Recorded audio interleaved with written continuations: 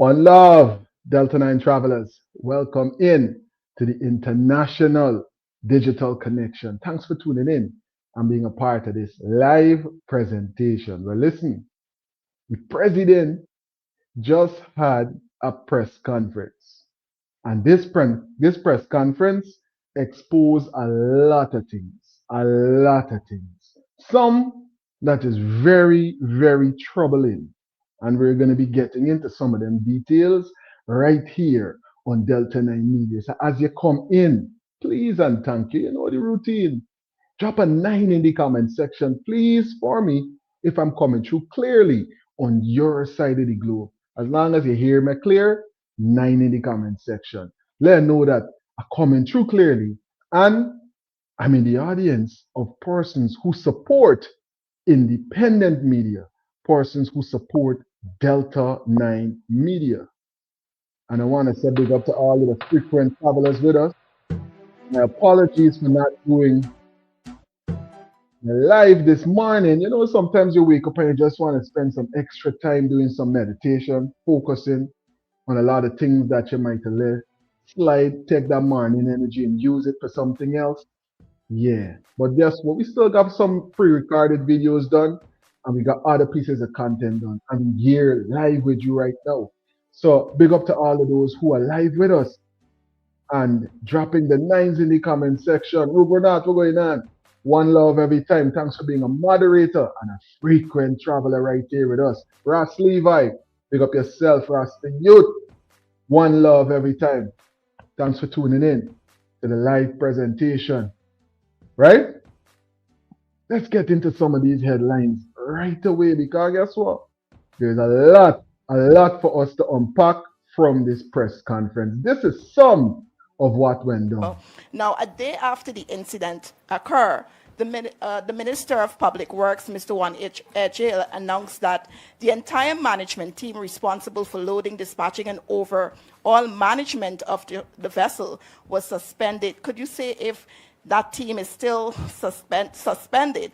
And could you say why steps have not been taken in light of public calls to have Minister Ejil and Minister Indar removed, either suspended or removed from office based on the calls being made? In light of his own explanation that there needs to be a thorough, transparent, and impartial investigation. So let's start with that. Now, a thorough, transparent, and impartial investigation. An independent COI has been established. In all of your questions, you did not acknowledge that. Can you be respectful? Mm-mm. You did not acknowledge that we have. Can you be respectful? That's the way you address the press. We're going to be getting into them details, you know. We're analyzing this entire interview. That's a little snippet. And we got quite a number of parts to analyze in this live presentation. Big up to all of the travelers with us. This is another little snippet before we jump in to the meat of the interview. Thanks for tuning in to this live presentation. This is another little snippet. In relation to my farm, which everyone is aware of, that has been established a long time ago. The first loan was sometime in 2012. I've said 2012. Again, you repeated the allegation of 150 acres. And I said publicly that it's not even half of that. I've said that I've declared every single thing in relation to my farm to the Integrity Commission. And I have a statutory responsibility to do so. Many leaders in the private sector have visited, and I said that I would go live from the farm. I said I will go live from the farm, and at the appropriate time. I have nothing to hide. Every single thing has been declared to the Integrity Commission, and it's nothing close. But of course, you would love to repeat the headline and the allegation because you have a motive. And the motive of the opposition leader was clearly the falsification of information. So listen, this interview, press conference, or we want to put it, was short and very impactful. And we're going to be unpacking a number of parts to that presentation so that we could analyze is what really going on. Out of context.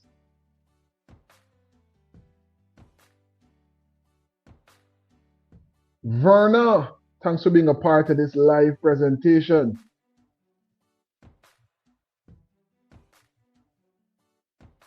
Okay. Out of context, out of context. I don't really understand.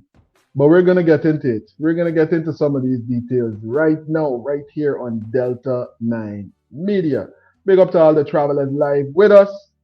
Everyone that's going to be catching this one in the rewind in the future as we jump into these very important and trending headlines coming in from who? President himself.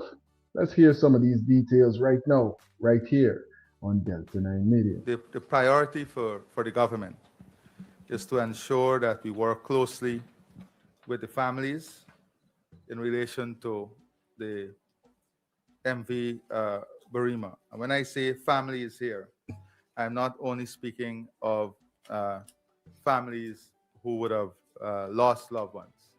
Families here where persons are still missing, families that were working on the vessel. So the priority is to ensure, especially where children, women, parents are involved, to ensure that we have close connection from the Ministry of Health, Ministry of Human Services with those families. And we have established the HEART Initiative to be a long-term, multi-stakeholder, I don't want to use the word agency, but long-term, multi-stakeholder forum that would look at immediate, the short, immediate, medium, and long-term needs of family. In that initiative, we also have a legal mechanism to support families in terms of some of the legal challenges that they will face and they are facing in terms of documentation, classification, the mental health support, the medical support, the counseling support, the spiritual support, support for children. And they're working, for example, to see if there is need to establish a special home for children who might have been affected. So when I say long-term support, it is long-term support, looking at not the challenges for today and tomorrow, but the long-term challenges. And also, of course, other issues of material and other financial consideration and needs. Those are the things that the HEART Initiative, so they're looking at social, emotional, mental, medical, family, everything holistically. And they've been doing a lot of work. We're looking at everything except the fastest way to raise the MV Barima so that all that evidence and information can be salvaged and we can get to the bottom and get some kind of closure with what really taking place here. Rising power to our everlasting energy and condolences to all the family and loved ones. Right? Up to now, and when y'all hear, listen, it seems like if some persons that be calling and some of the frequent travelers, it's either Al or Dion, so one of the two of them was saying, I bet you they're not going to start dealing with this thing until in the birds, either September, October time.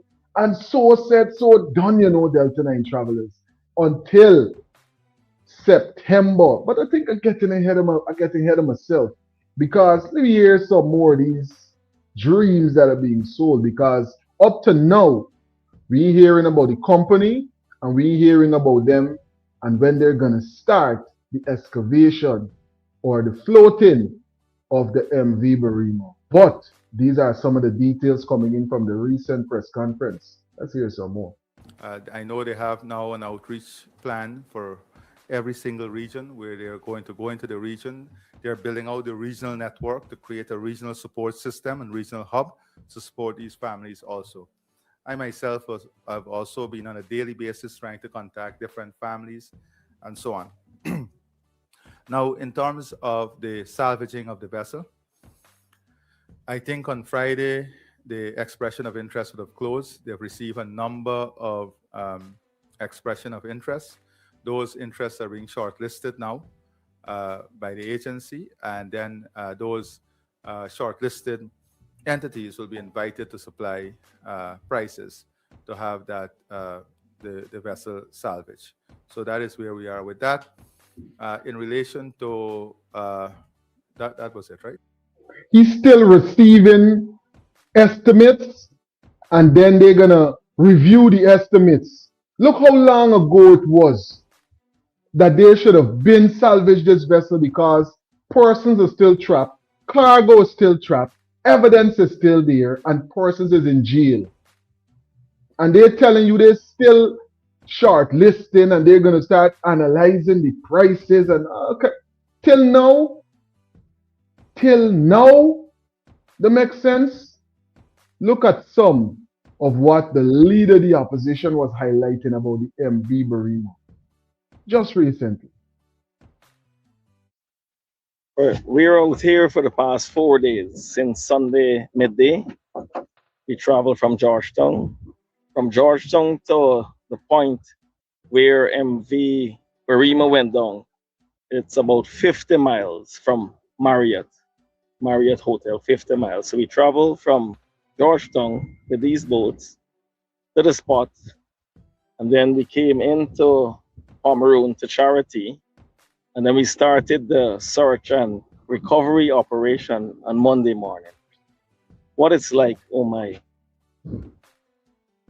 Since Monday morning at 9 a.m., we found a baby girl. Of course, the body dead.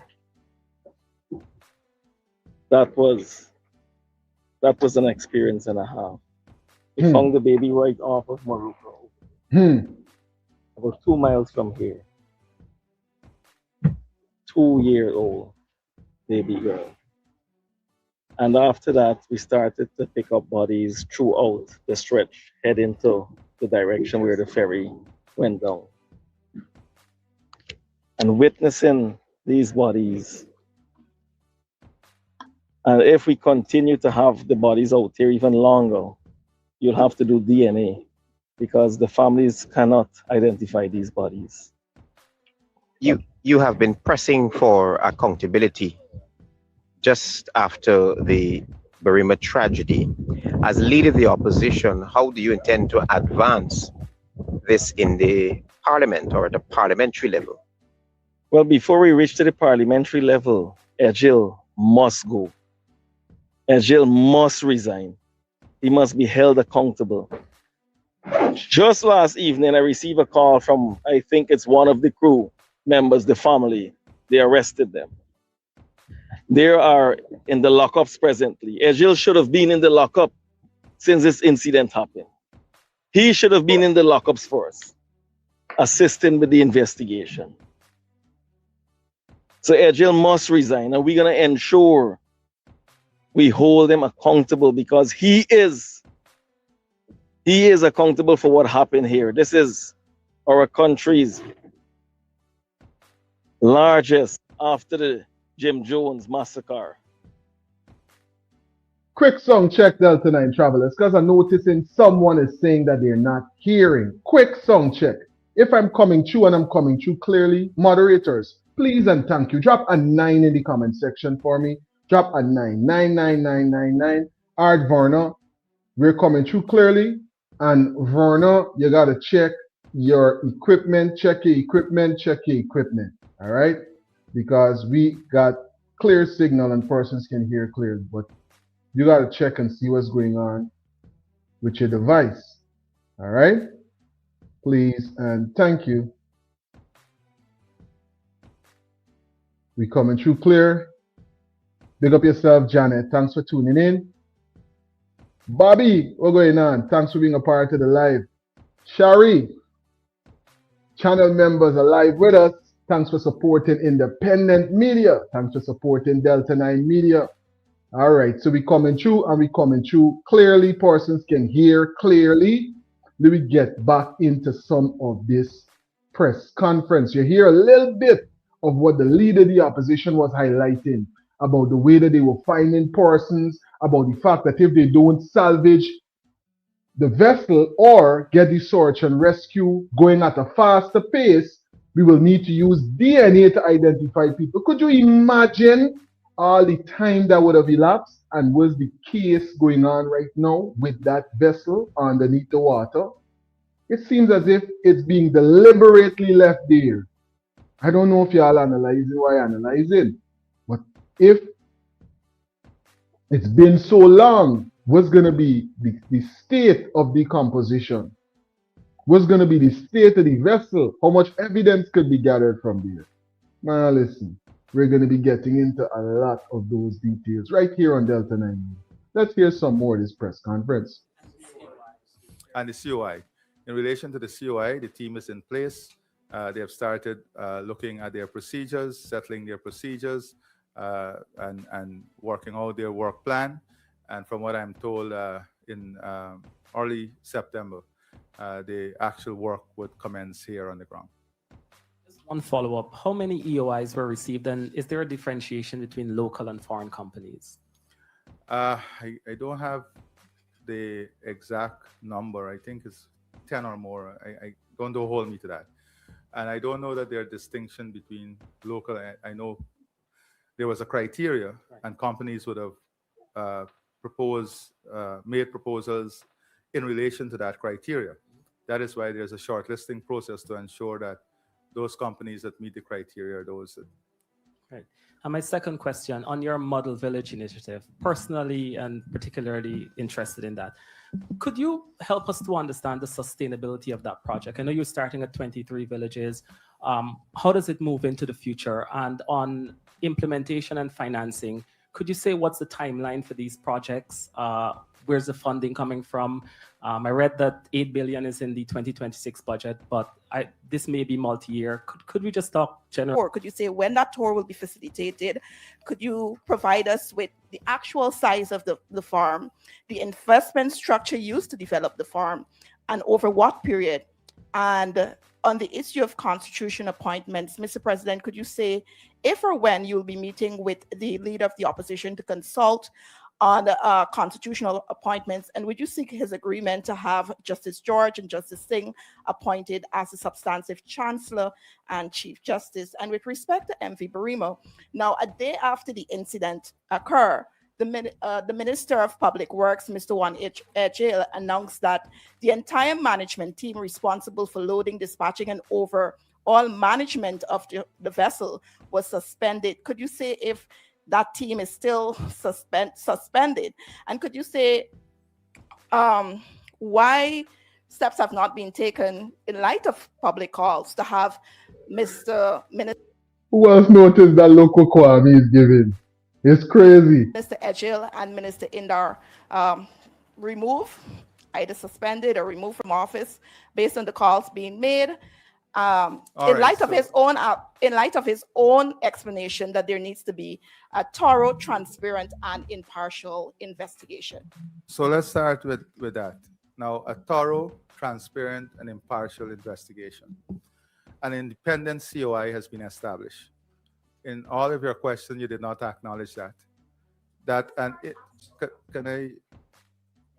Can you be respectful? That there needs to be a thorough, transparent, and impartial investigation. So let's start with that. Now, a thorough, transparent, and impartial investigation. An independent COI has been established. In all of your questions, you did not acknowledge that. Can you be respectful?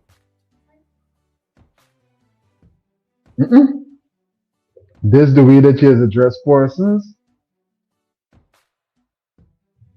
That's the way you talk down to people because you're in a position of authority.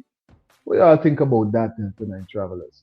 drop it in the comment section, or definitely in a couple of minutes, give it a call in so we could analyze this thing and discuss some of what's going on right here.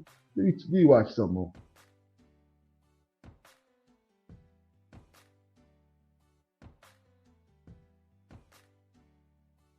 That there needs to be a thorough, transparent, and impartial investigation.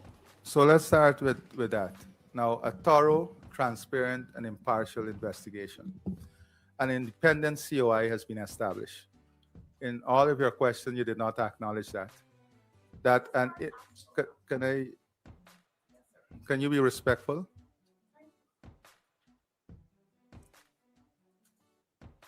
You did not acknowledge that we have an independent COI established to determine everything that you're speaking about. I am not going to add to speculation or be part of speculation. I believe that if we honestly and truly want an independent analysis, a transparent analysis, then the COI, having been established, provides that opportunity. That is why the independence of the COI was critical and important to us. The COI, having been established, will conduct its work, make its determination, its recommendation, and then we'll take it from there. I would not prejudice any action, save and except those that are essential in the period from now to the end of the COI, which include looking at the safety. That is why an independent team has been established to look at the safety of every vessel, to look at the the current gaps and to have those fixed immediately. That is as it relates to the MV Barima. I would add nothing more to that. The work of the COI is the work that I will base my action on when their recommendation comes to me. I think having established the COI independently, we have to have respect for the work of the COI.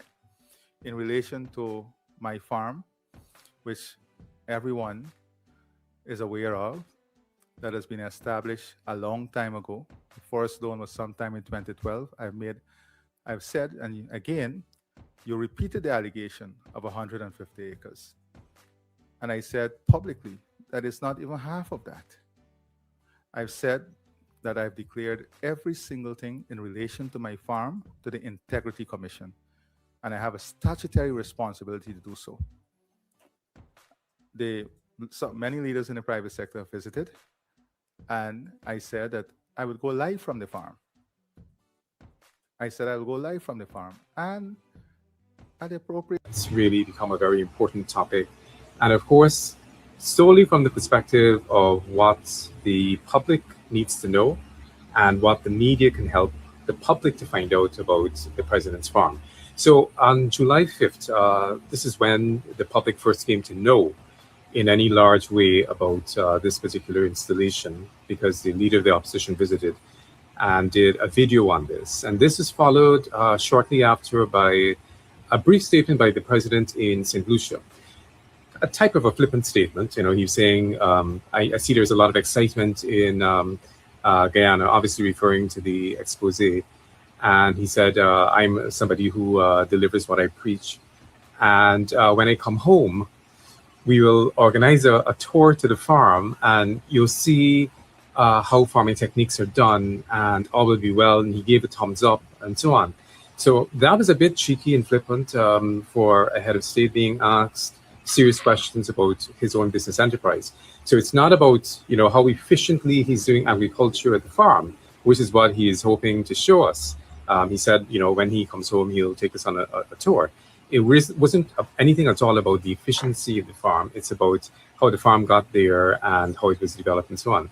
So that said, you know, he returned home and there was no tour organized to the farm. I don't know if that's coming sometime down the road, and we'll see that. There wasn't a tour of the farm. There was a 13-minute video that he did in which he mostly attacked the leader of the opposition. So it's for the leader of the opposition to answer that. That's not our business. But he did make one very interesting intervention as it relates to the media. The only medium he referred to was what he termed Kiskadis.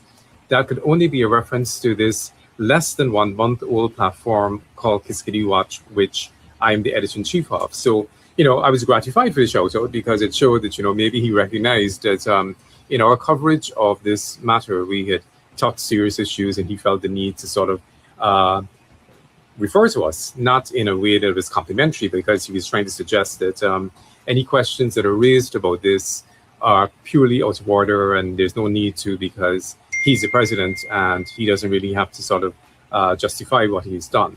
But of course, he must justify what he is doing.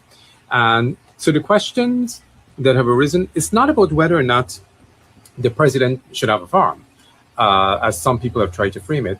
Certainly, leaders of countries and others in important positions can have businesses.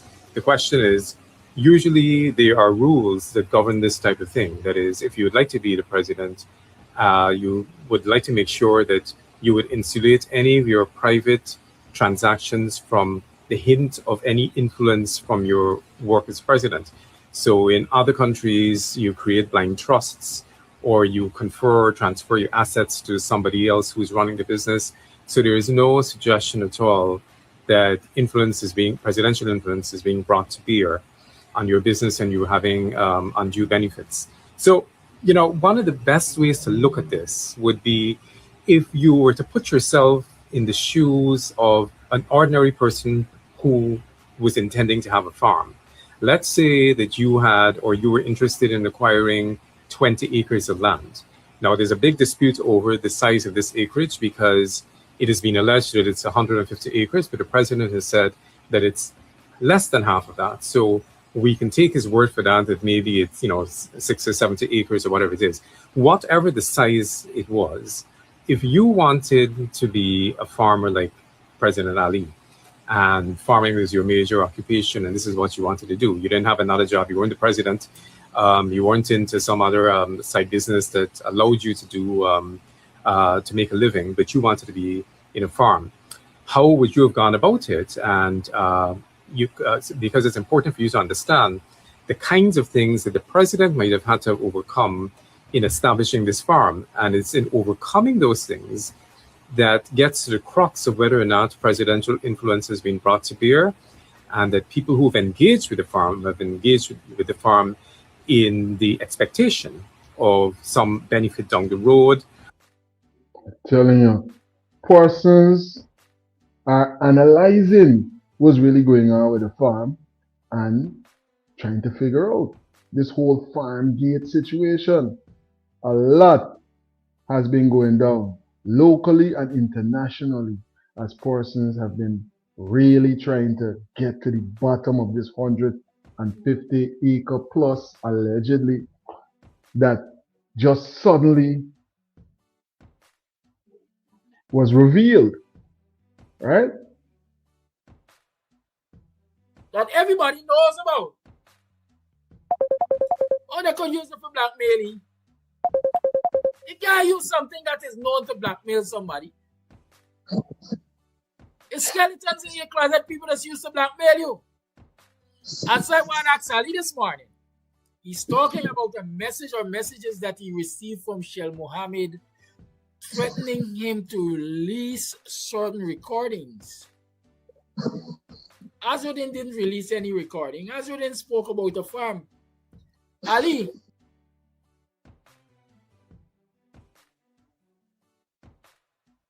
That everybody knows about. Or they could use it for blackmailing. You can't use something that is known to blackmail somebody. It's skeletons in your closet, people that's used to blackmail you. And so I want to ask Ali this morning. He's talking about a message or messages that he received from Shell Mohammed threatening him to release certain recordings. Azudin didn't release any recording. Azudin spoke about the farm. Ali, Mr. President, what are those recordings that Sheikh Mohammed sent to you? Many leaders in the private sector visited, and I said that I would go live from the farm. I said I will go live from the farm, and at the appropriate time. I have nothing to hide. Every single thing has been declared to the Integrity Commission, and it's nothing close. But of course, you would love to repeat the headline and the allegation because you have a motive. And the motive of the opposition leader was clearly the falsification of information.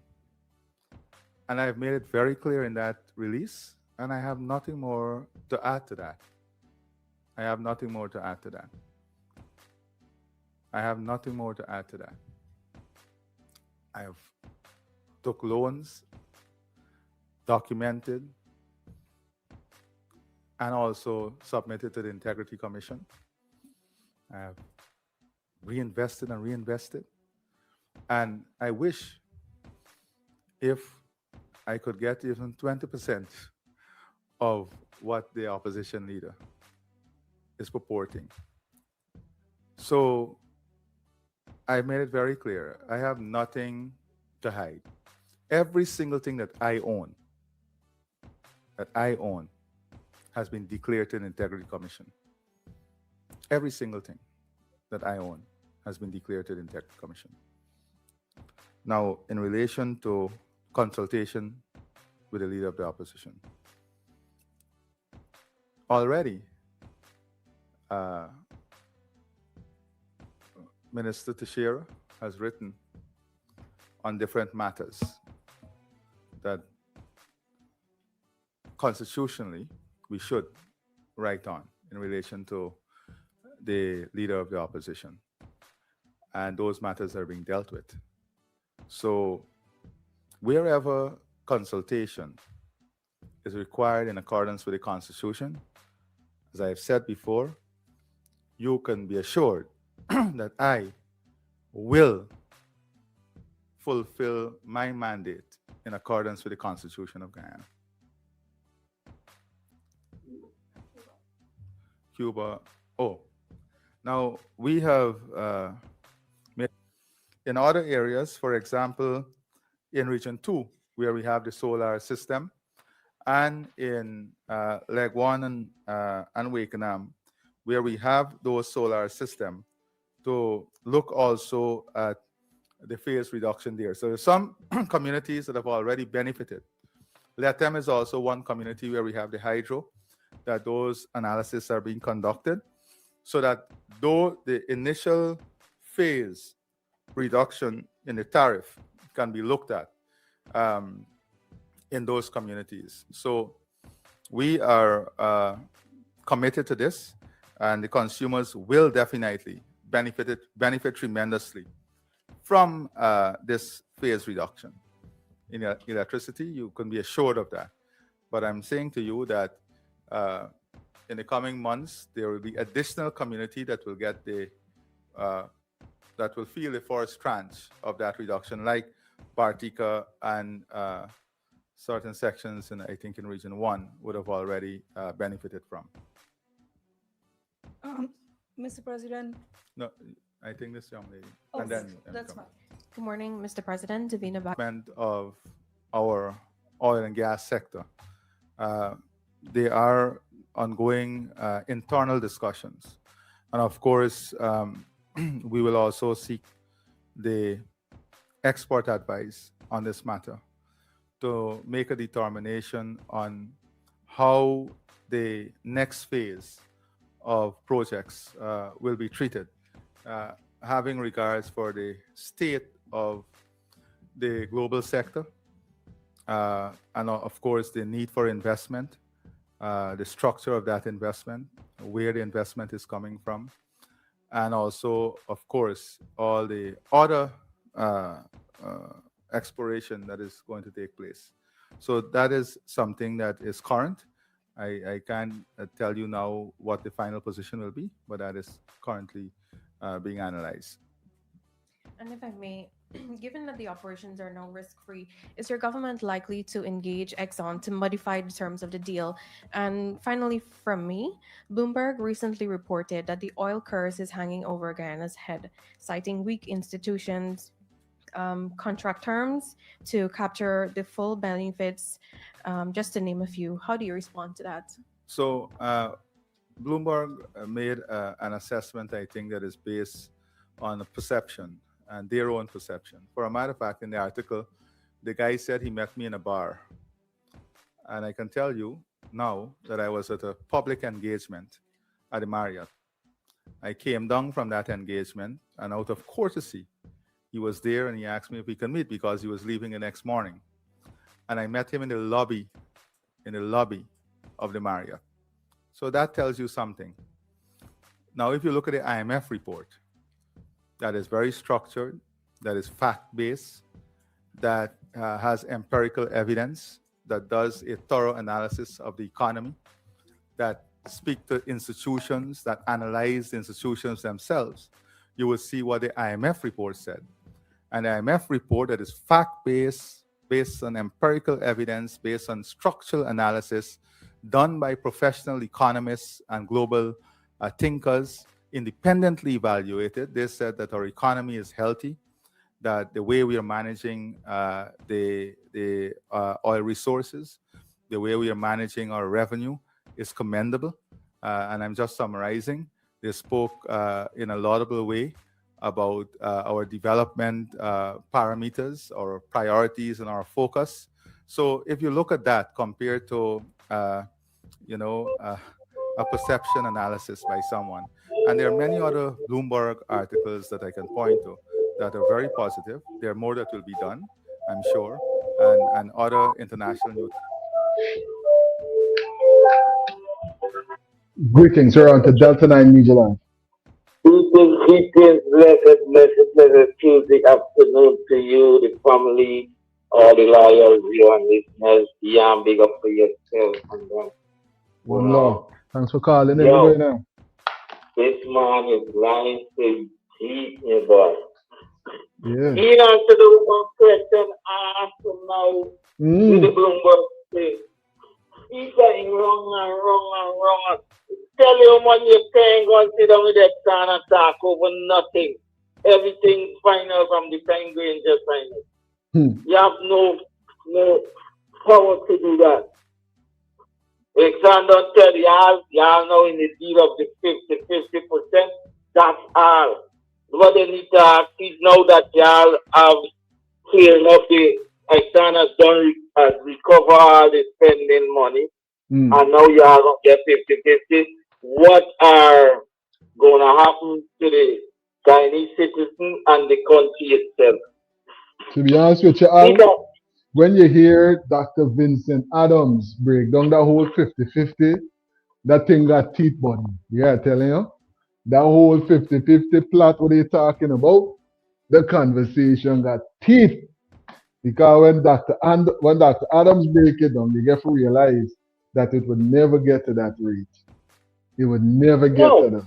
That's why I say they can't talk to us, They have no structured power, no military power, first of all. So you can talk to me. You got uses a cockroach to me. Yeah.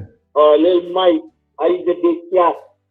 You think about till September, then they're gonna start moving forward with salvaging MV Berrima. Well, you think it's September? September just now. I know, but till September is when they're gonna start deciding from the list of persons that they have on board right now. They're gonna start deciding who's gonna be the person to salvage and this, that, and the third. So probably end of September, early November, or October month, possibly. You study body psychology through body language. Watch this man body language. Listen to your words. He's stuttering, he's passing. He may come there for answer questions, prepare for answer certain questions they ask you. And them is real easy questions. Then if we beating you with the hard thing, and he's stuttering, showing you wrong again.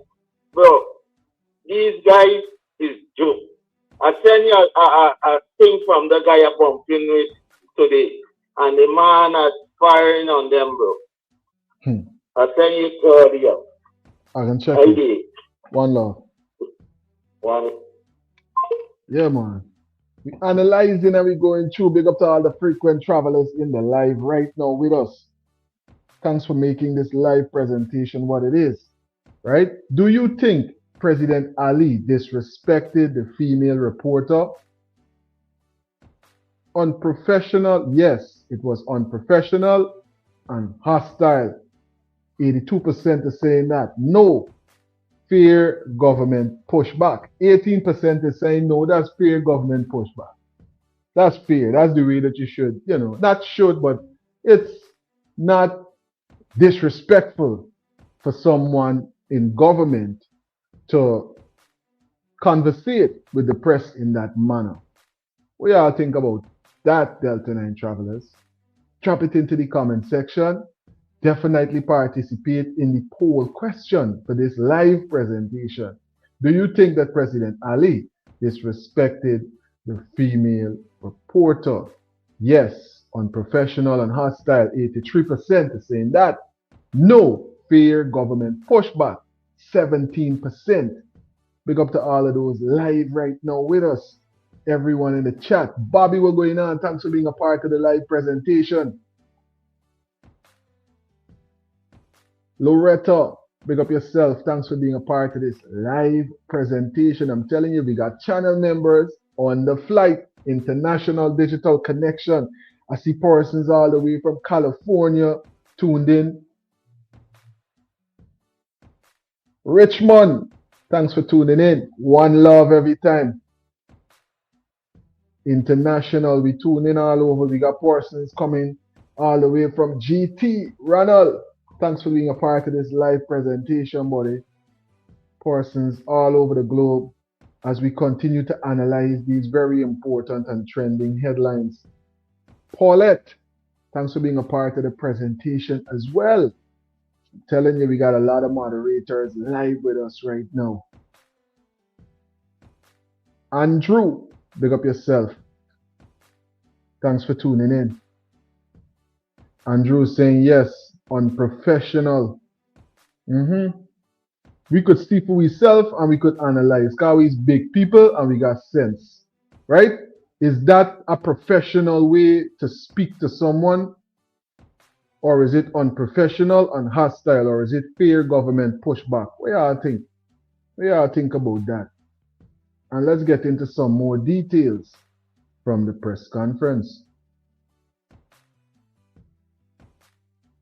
Agency, but I want to stick to what the IMF, an independent, globally recognized institution, had to say about Guyana, and you know that you have a copy of the IMF report that you can also go through, and we'll make that that is publicly available, and that is based on purely facts, empirical evidence, studies, analysis, the review of institutions, review of modalities, and everything that constitute that.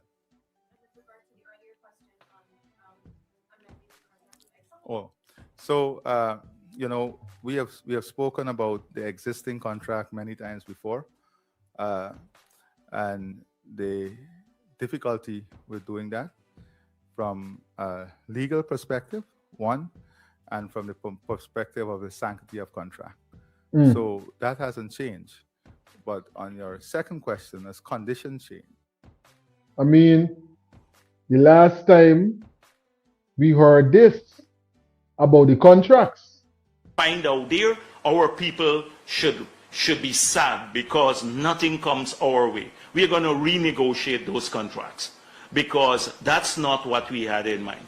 When we were in the early days, we were coaxing the people to go along. They came into office, 3 billion barrels of proven reserves, and then gave up a zero royalty, no taxes, no ring fencing. So you're saying something completely different now? Difficulty with doing that from a legal perspective, one, and from the perspective of the sanctity of contract. So that hasn't changed. But on your second question, as conditions change, the administrative leverage. Greetings. You're on to Delta9 Media Line. That's why America put them in form for what Jaggy yourself to let it come and deal with it. Knowing that it can't deal not yet. All of them America get a whole portfolio, a portfolio on each of them. Each one of them America get a portfolio.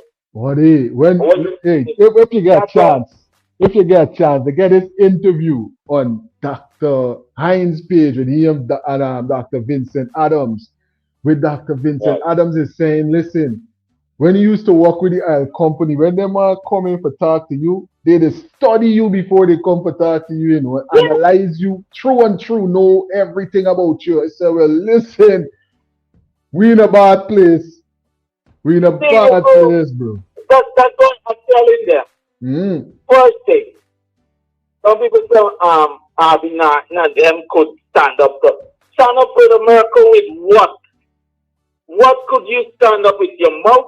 Your mouth alone don't give you power in this time. Your mouth alone cannot give you power. None of them can go back to the drawing board. None of them, Mohammed, none of them.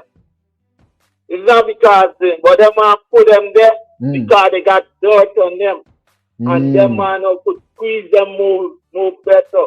But if nothing going there, nothing could only go and talk. Them man ain't got to listen. You see a man say, yo, who is you?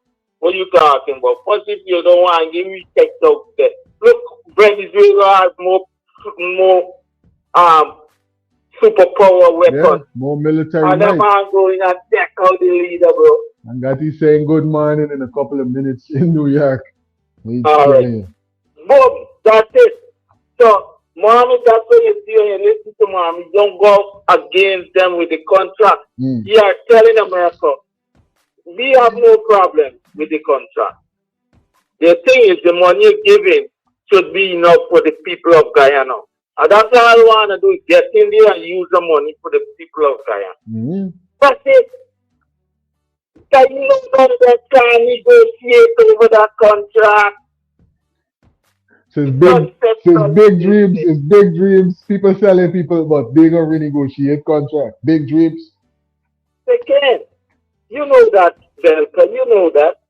Listen, I know that. You see, I'm coming with superpower. This thing is about weapon.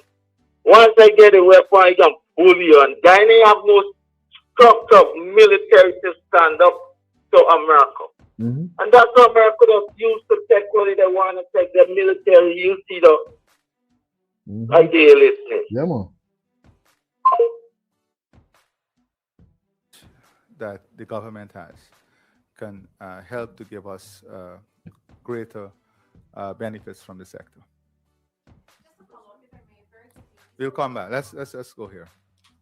Thank you, Mr. President. Radha Motilal, NCN News. Coming off of the MV Burima tragedy and then your subsequent consultations, you would have identified a number of irregularities and issues with public transportation. Before that, with on the road. So you land, air, water. Is the government considering a holistic overview of the public transportation system and taking into consideration the concerns raised regarding the disparities in fares? Challenge that we have, and I must say, in all of the public consultations that we have had so far, the issue of public transportation and the cost of public transportation has been one that has been raised by residents, and also not only the costs, but in some instances where you have large housing schemes like Diamond, Tushin, the cost change depending on the time of the night or the time of the day. So there is no structure and there is no relationship between the increases in transportation costs and what has happened in terms of the operation costs. So if you look at some of government measures, and this was something I should have addressed, because I wanted to address it. Operation costs definitely would take a hit because they got problems with gas, they got to pay more for parts. Anything coming into the country is gonna have an added cost. So there's a lot to this whole thing, you know. This is why persons was striking recently, because they're saying that the fear that they're getting can't suffice, you know what I mean? And that's why a lot of the minibus operators was striking recently. You know, John is saying they are not hurried to bring up the boat. They have no family members who died on that vessel. It's crazy when we analyze it like that. You know? Very crazy. And we gotta ask ourselves if that is putting people first. Because we know that they like run with that slogan, putting people first. Is that really putting people first? Andrew.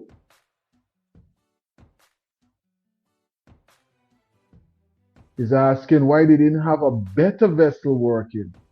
I guess that vessel probably was somewhere else at that time. The militia that we know should have been there replacing the Berima, right? Carlisle, what's going on?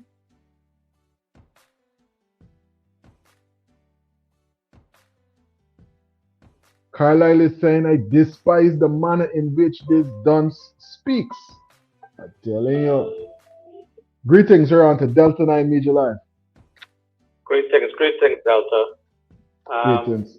Yeah, listening to this guy, whenever you hear him clearing his throat and he's you know this guy, like, you know, you can't believe. Yeah, that clearing and that you know, the man, I don't know, boy, this guy is just so much of a pretender, and you can see it like in his face, man. I guess it's telling on him his deeds. I mean, like, you know, as a human, you can only lie so much and do so much, man. I don't know. You know, again, that whole Berima stuff, they're taking their sweet time. Mm-hmm. Like, they're saying probably it's going to start sort out this thing by September, all right? Then everything now is they're throwing on the COI, based on the COI. So there's no, I do not trust that COI. You don't, you know, whatever they come up with, they're going to, no, that's not going to work. You know, he is saying also that those people's family are being taken care of when they're talking about the people. Bro, I saw an article this morning. There's a woman named, her name is Annette Arjun. She's the wife of Dave Martin. Yeah. She is saying those people, the low people are helping those people. Those people are struggling so much. Jeez. And Annette lives out, That's crazy. She lives out in that area, and they are helping. They said the government right now are planning. They're still planning how they're going to help these people and what they're going to do for these people. They're still planning, bro, right? While these people are struggling. Also, they are doing online counseling.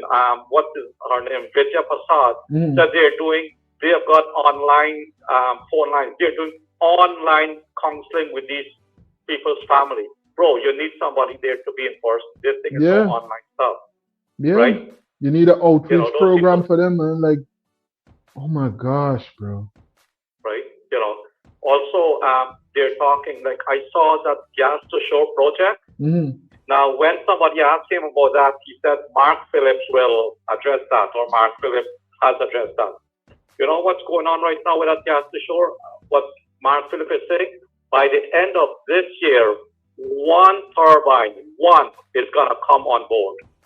That project will not be, that project is 2 years behind, and now they're going to bring one turbine on board. Like, that's not going to... That's one of the largest infrastructural development programs in Guyana's history.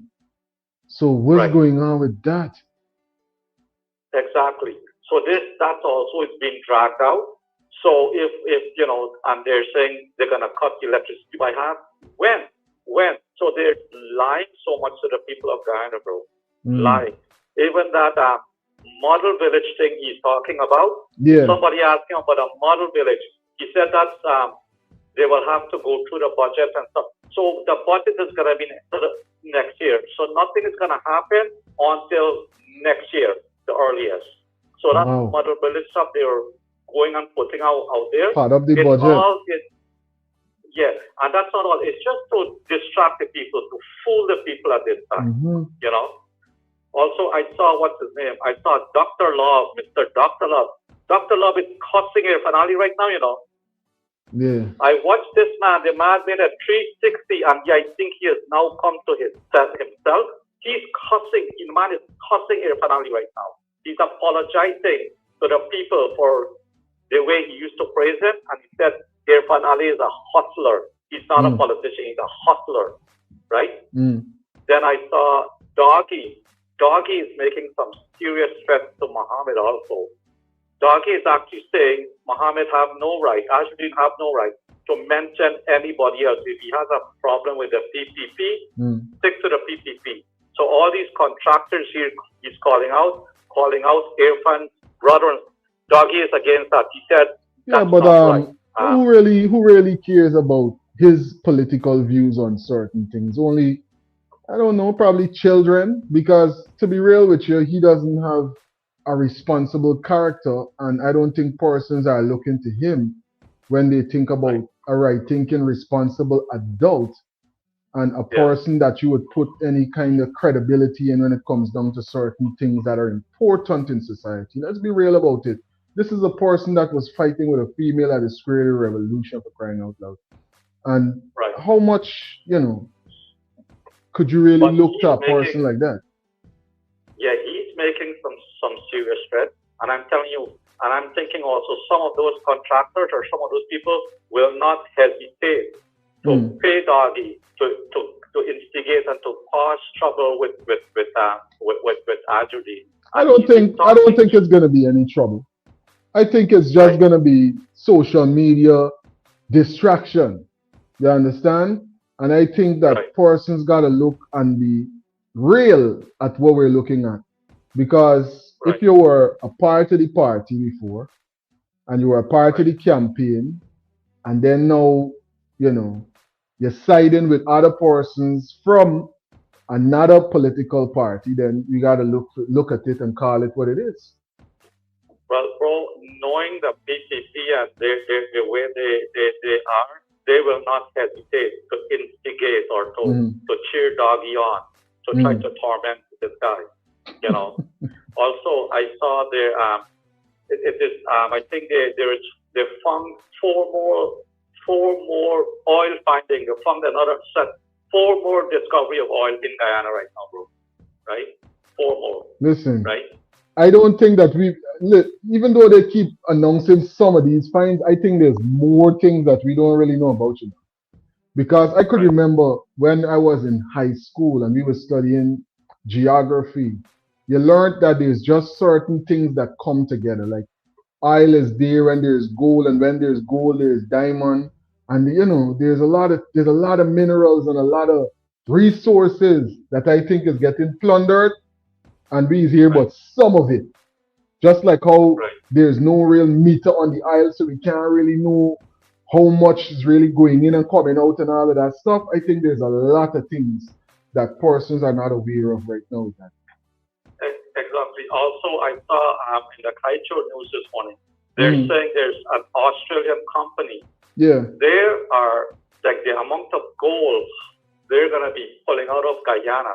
Brother, Guyana is being raped of all of its natural resources, and the poor people are getting nothing, bro. I mean, I see some videos of some situation with people in that country, but on the other hand, there's also another set of people who are partying and having big stuff on the weekend. I mean, it's such a, right now, I don't know how this is. No, we really need a larger military.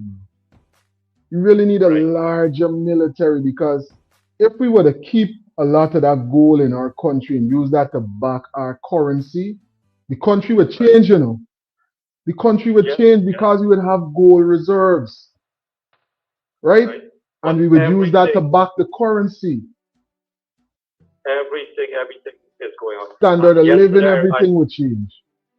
Yeah, I heard one of your caller was saying they went and removed Maduro, right? Why not remove the dictatorship in Guyana? And I saw somebody in your comment say that's because Maduro wasn't giving anything. Guyana, the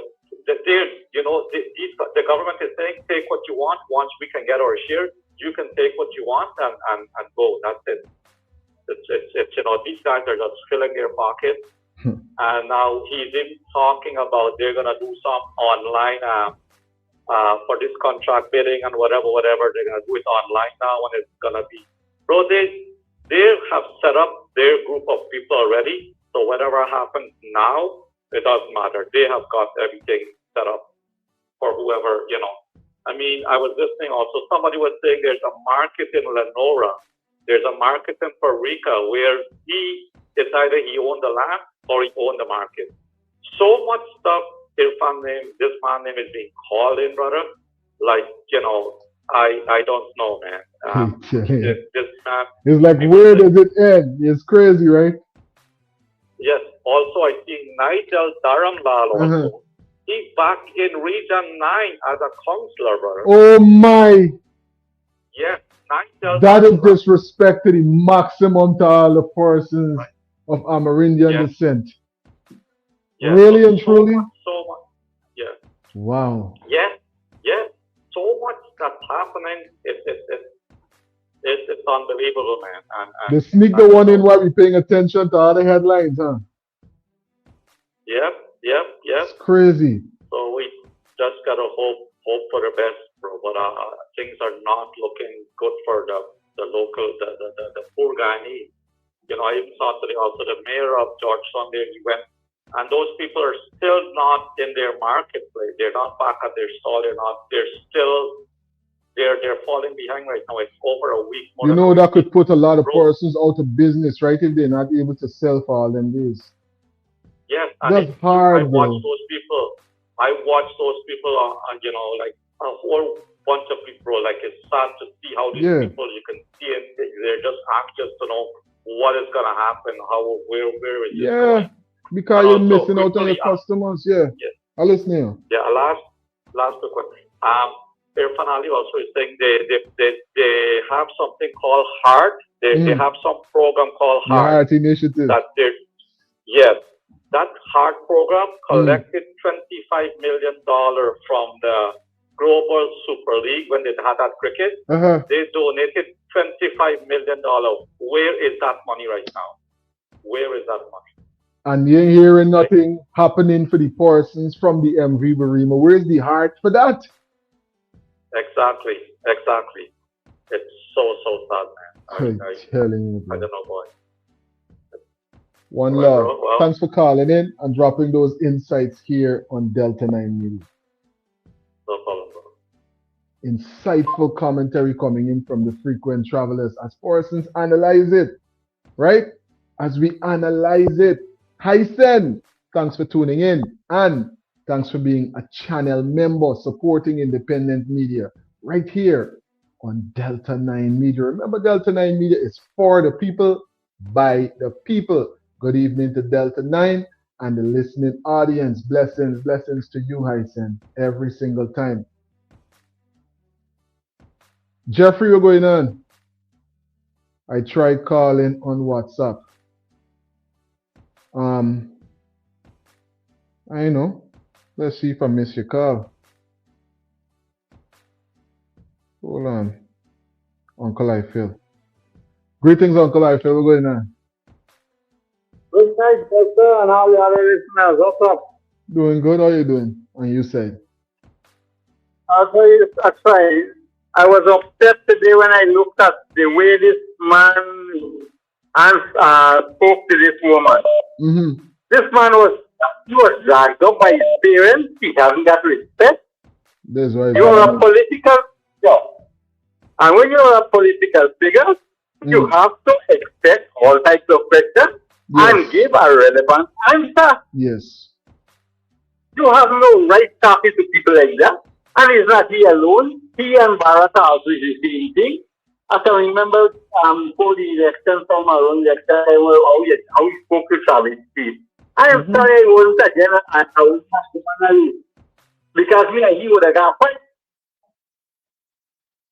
I do concern who he is. You can't be talking to me like that or answering like that.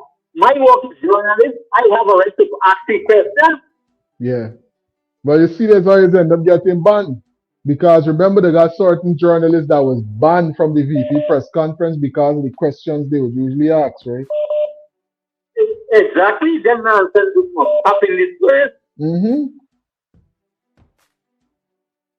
It's a very sad story, people behavior. Now, another thing, that empty Barima story. Mm. Who will be watching when the people don't bring up the boat? Who knows if when the boat don't come up, whatever check out the pool is exposed? Who will be watching? That is the point. Nobody. Because they don't get Coast Guard watching out that nobody must be here. So when the boat don't come up, they don't want to check out and show over. They will check out and show over and let you look. They don't have no mobile to display. All they got to do is show them skeleton out overboard. And move on with the process.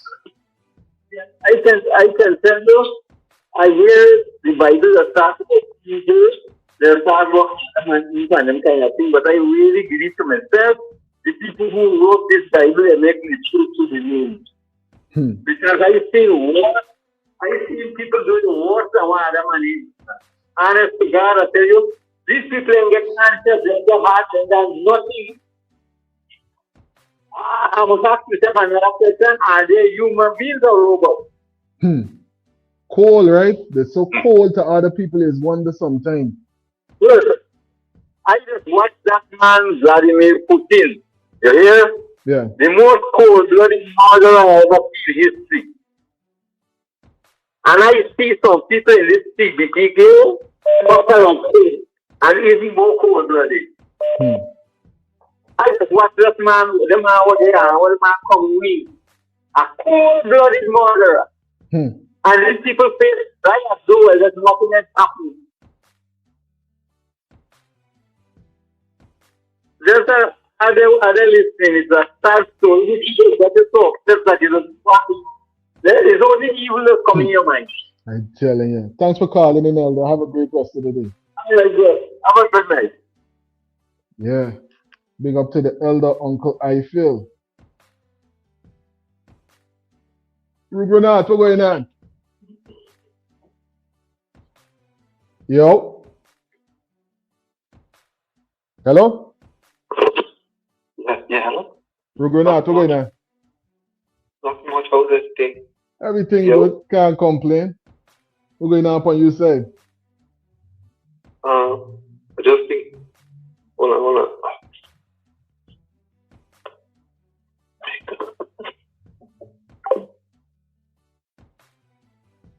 I'm telling you, do you think that President Ali disrespected the female reporter? Yes, unprofessional and hostile.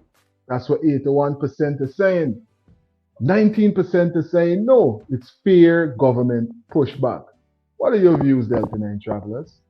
This is what some of the frequent travelers had to say about this.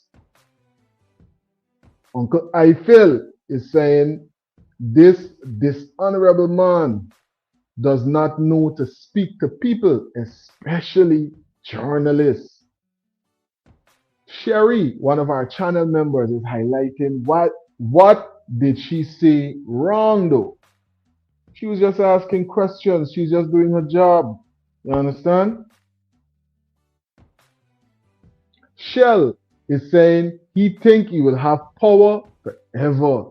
I'm telling you, it's really serious when you analyze it, you know.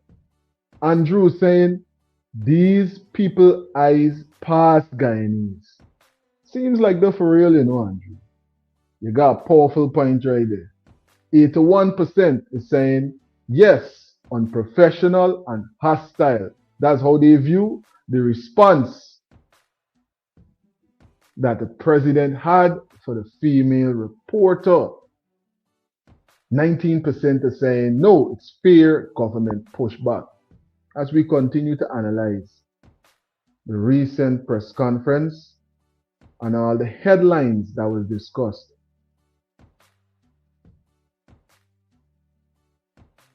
given the fact that it came up at almost all of the public consultation. You would recall that we reduced the excise tax on Greetings, you're on to gasoline and Delta 9 diesel to Media zero Line. in 2022. Good afternoon, Delta9. Hey, I got a quick thing to talk about this situation with disrespected people. Who else you know disrespecting reporters?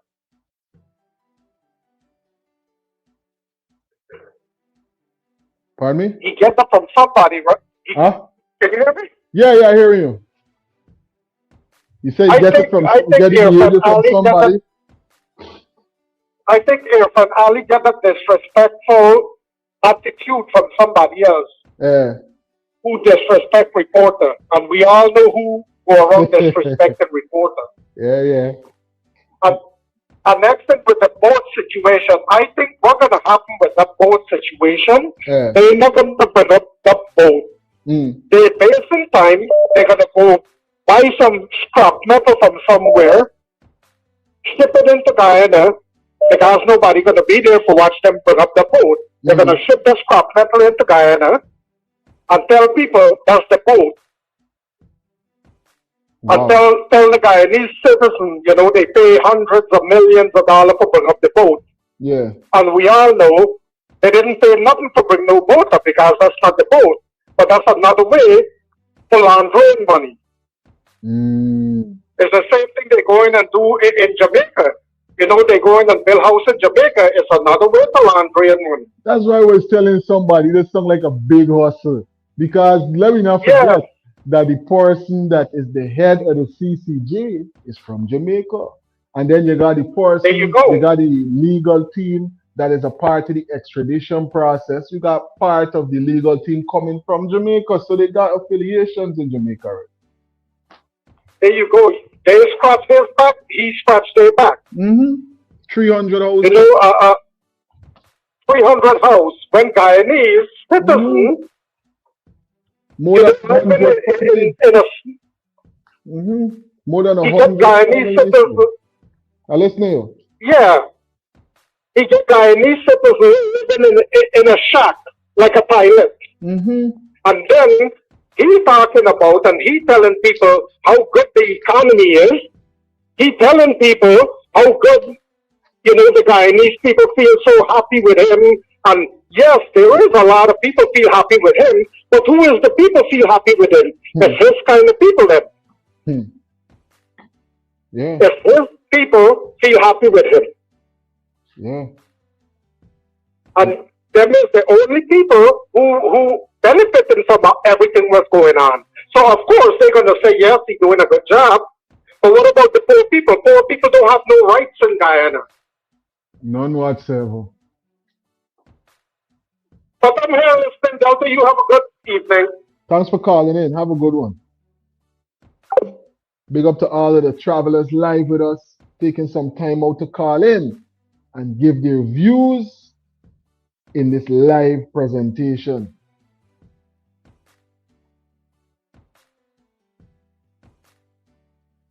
You would also recall that we kept Guyana fuel prices stable. We removed the tolls from the Demerara Harbor Bridge, the Borbridge Bridge, and the Wisma Bridge. The toll removal provides direct relief for more than 50,000 daily consumers. Now, annually, when you look Greetings, you're on to Delta9 Media. Delta, hear this here now. Yeah. Well, in Jamaica, you see that clearing out for below. They're clearing out them people and blocking down the place. Doing them dirty over there, bro. All right. Now, here at this mess, I just sit down here and I listening and I met. Yeah. Ali Guyana built 300 houses in Jamaica. Started the house. Now, it's doing on this Jamaican government don't get almost $2 billion or how much money to rebuild these people houses and enjoy it. Yeah. What if Ali and what his name is getting into real estate in Jamaica where they're going to build a housing scheme together? Have nothing to do with the Jamaican people but the government. Okay. You see the next now, right? Oh, so now you got 300 families now ready for vote for whoever. and 300 plus. You build a house in Jamaica as a saying that you're building it for hurricane. That is a business venture where you collect it from the government, you and the government in Kubut to sell these houses or rent them and you're collecting the Yeah. interior. Or Nobody can say because vex, but why did you go into Jamaica and build these things? mm, And only now start clearing out land. Why? and then you got 100 families that get 2 weeks for move. And when we showcase in the area, they got people with cloth roof, tarp roof. You understand? Living on All a right. clay field and got to get clear off, and families and mothers can't find place for the children going school opening and all kind of thing. How you finding time and resources to deal with stuff going on in Jamaica? We ain't saying that if you can, if you could, you wouldn't. But I'm saying take care of home first. Take care of home All right. first. But if it's a financial benefit now, it's just a flag that you're going and donate these houses to Jamaica. Mhm. When you're not donating this thing, the Yeah, thing is under the cover of the state venture. yeah, yeah. Because somebody got to build these houses and somebody got to collect this donation. Yeah, dude. I tell All you, right. man. Thank Hey, you. Listen. one love, King. Thanks for calling in. We sussing them out. Big up yourself to all the frequent travelers live with us. Relief that we have given to operators, it is hundreds of billions of dollars. When you look at the zero excise tax on gasoline, the free crossing of the bridge across the Greetings, you're on to bridges, Delta9 Media the Live. Yeah, no, this is Rujunath. Rugunat, what's going on? Yeah, yeah, about the house in Jamaica. I got a feeling that these people ain't gonna go Guyana election time and vote. Mm. So then get a big plane coming over, loaded up with forces. Ay, ay, ay. Yeah, man, big up all the listeners. I did it. One love. Thanks for calling in, Rug. Telling you the frequent travelers giving their views. you will also know that the hinterland roads, because they're also part of the public transportation system, we have maintained the removal of VAT on hinterland travel to the airport. We've invested in hinterland roads. We're investing in community roads. This was a big thing by the taxis, that the roads are not in good condition, so they don't want to go down into the roads. We are investing in those roads, making it easier, less wear and tear on the vehicle. We have given the 20,000 annual transportation allowance for pensioners. We have given the 20,000 transportation grant for students. So these are some of the things that we have done to reduce the cost of transportation.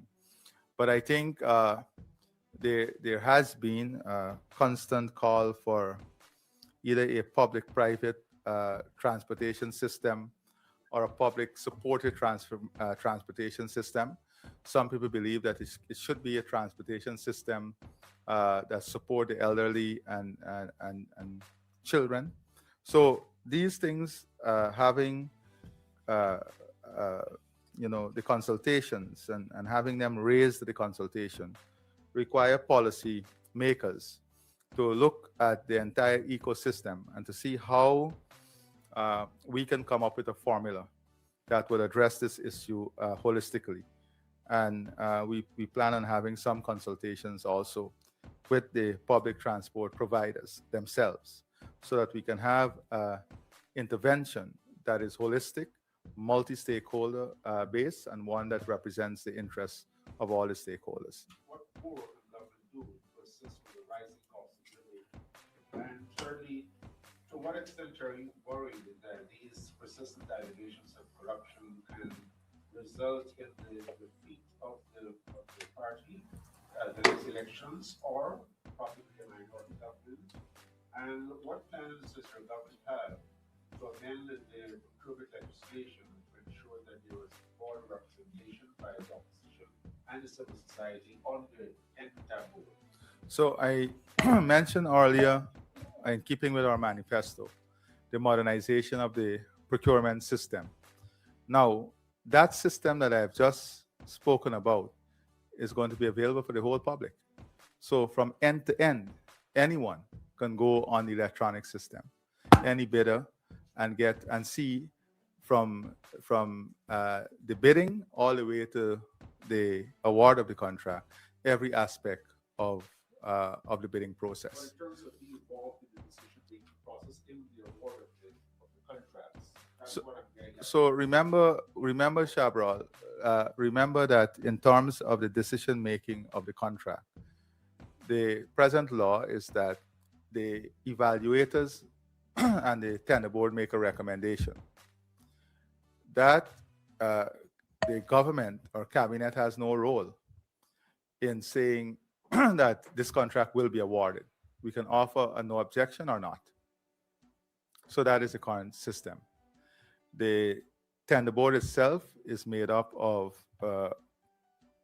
multi-stakeholder persons representing private sector different interests. So that is already there in terms of the tender board. Now, when we launch the digital platform I've spoken about, that would necessitate maybe some amendments in the legislation itself. Because when you launch the digital procurement system, you also have to have that blacklisting system working, because then you'll have contractors that are not delivering on time, or contractors that have a number of outstanding projects, all of which will form part of the evaluation. But now it is completely paper-based system. So when we go to the electronic system, all of that will be available. So you, Shabral, can go and see this contract was awarded to Mr. X. And when you look at the system, you will see that Mr. X got 20 outstanding work. So that is what the system allows. It allows full access to information, greater access to information, and that is critical for the transparency of the entire system. Now, in relation to the issue of the allegations, and I'm happy that you mentioned the word allegations, it is clear that the opposition, and it's interesting that you will ask me about the farm that I said to you is completely declared to the Integrity Commission, the 60 plus acres of farm. I'll get the exact figure for you, but I'm saying it's not even half of what he said it is. The farm is there since 2012. But similarly, I don't see, when you speak about corruption, you're talking about someone with allegations who are making these allegations. The person who's making the allegation has himself indictment by the US. I don't see this being highlighted. He himself having allegations of murder. Why the gas lighted? We talking about the farm. The farm is what we discussing. We ain't talking about the leader of the opposition and his situation with the US. We're talking about locally. We're talking about land in Guyana. We're talking about the farm. We're talking about Guyanese people money. We're talking about state resources being manipulated. This is what we're talking about. We ain't talking about Azadeen.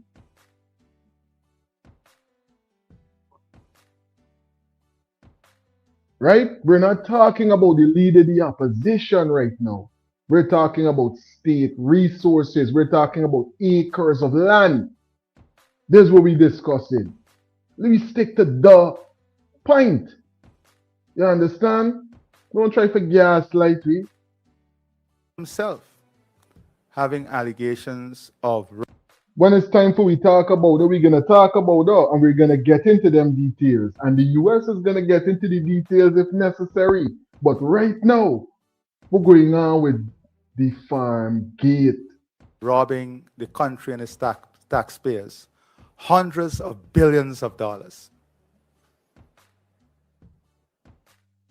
So, in any fair system, credibility.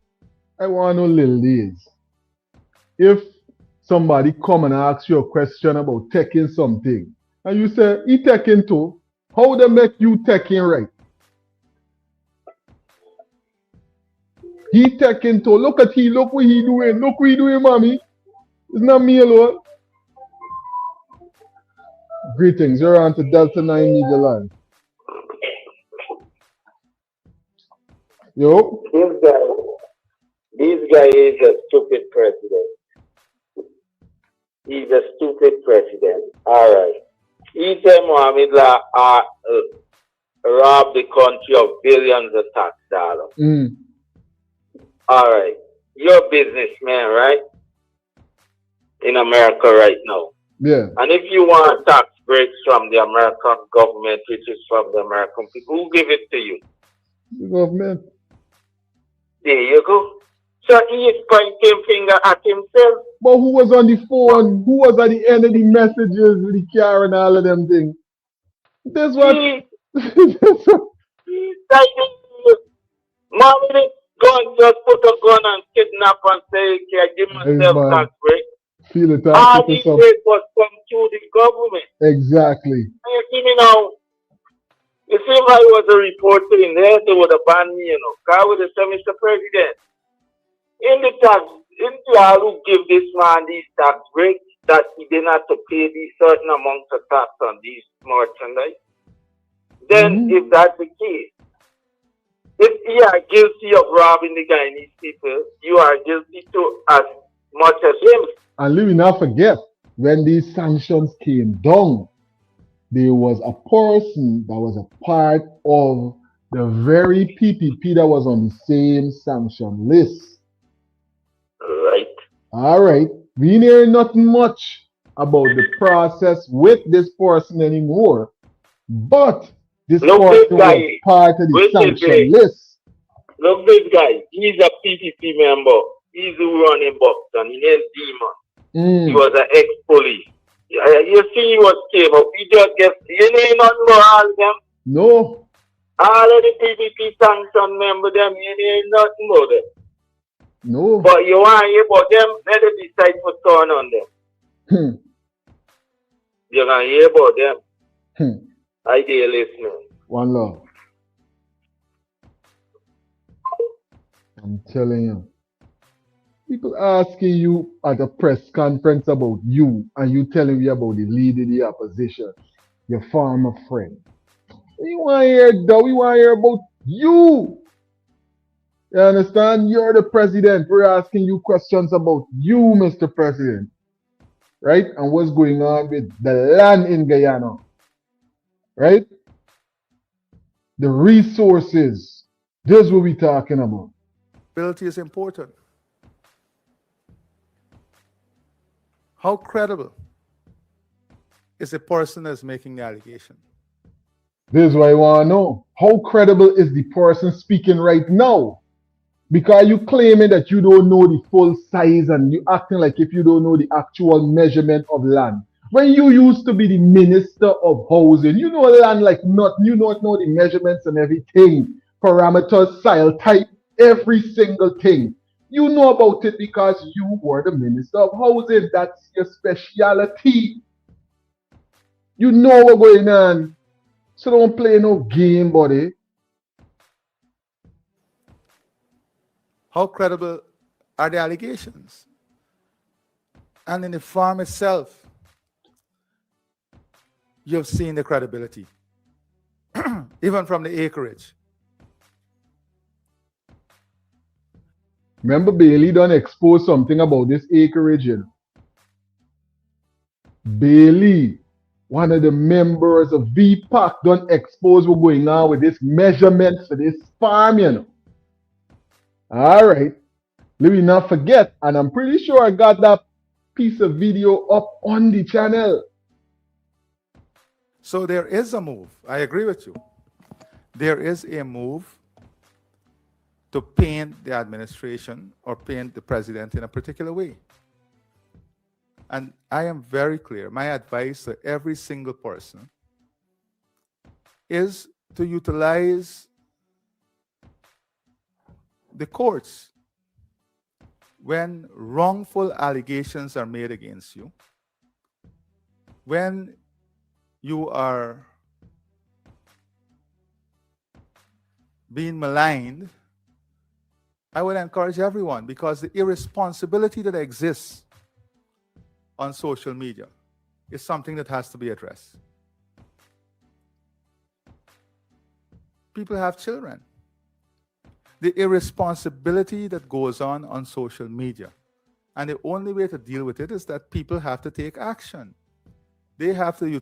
I'm not getting myself involved in these things, but I can't help myself. You know, I'm seeing a lot of PPP supporters enraged.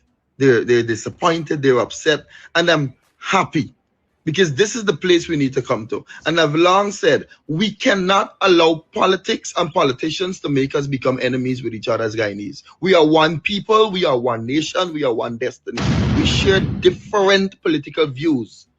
We have different political parties that we support and we're affiliated with. It doesn't mean we become enemies, because when we're done, we got to buy from the same auntie shop. You got to send your child to the school that I teach in. Me, police, got to protect you and serve you.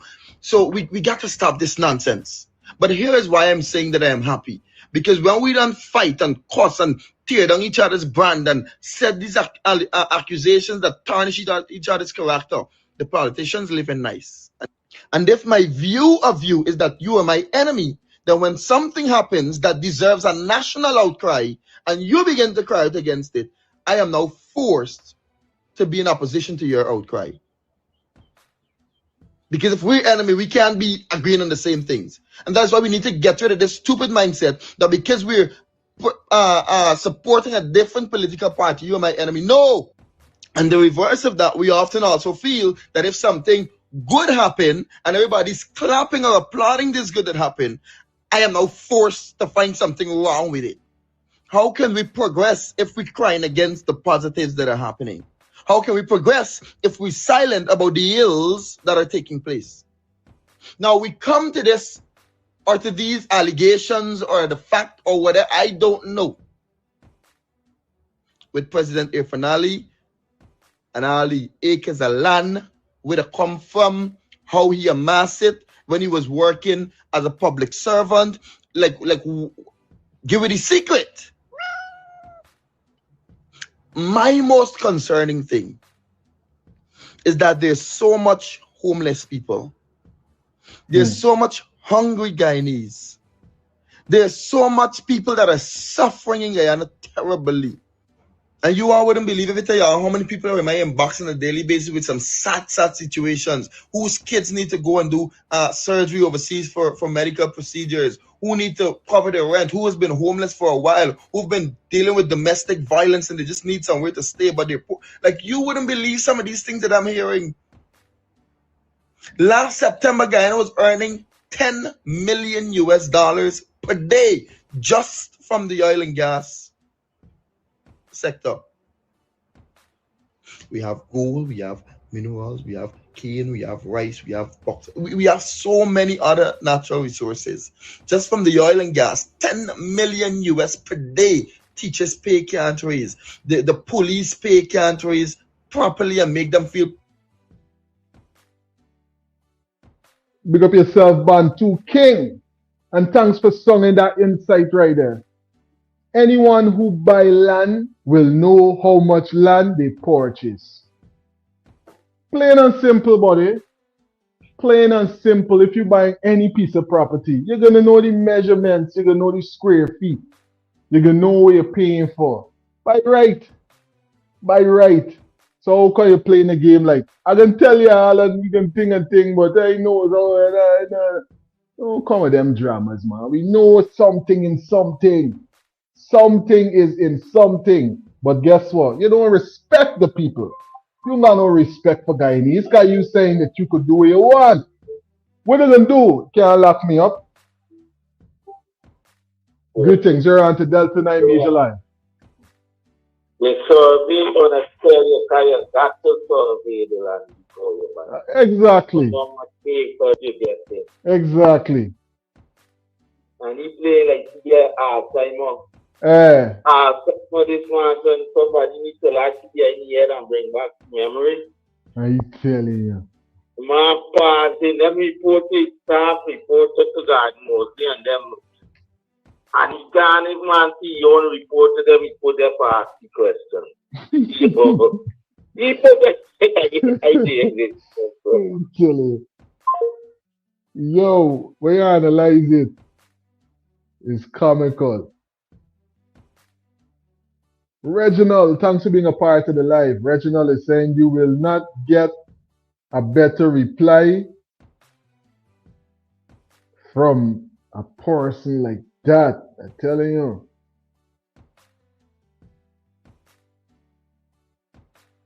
Lopsided.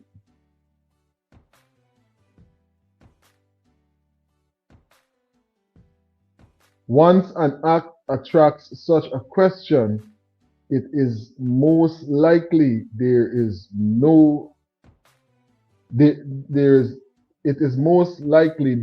some disrespect.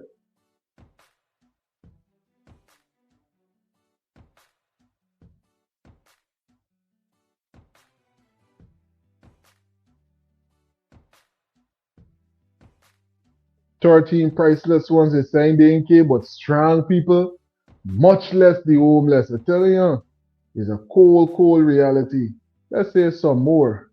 What Lared is highlighting about the farm. Proud to do their job. GDF, don't let me start there. I got some friends in there when I call them on FaceTime and they're doing duty. I can't believe there's a condition the guy sleeping and sit down in for 24 hours. Our athletes are going overseas and accomplish medal, getting great accomplishments and come back and their lives does not change at all from a personal level. You understand me? And so my question So that they rush to create a headline mischievously, not based on facts. Let me give you another example, Shabral.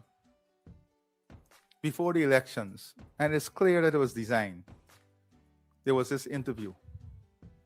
After the elections, the same person who did the interview had a big public apology on Facebook.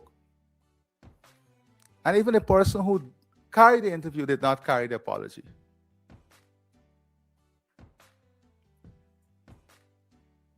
That tells you the state we're in.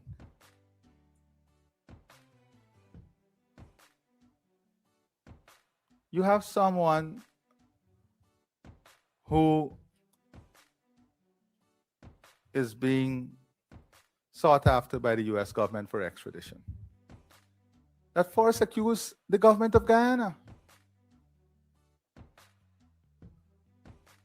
Accuse the government of Guyana. We have nothing to do with that.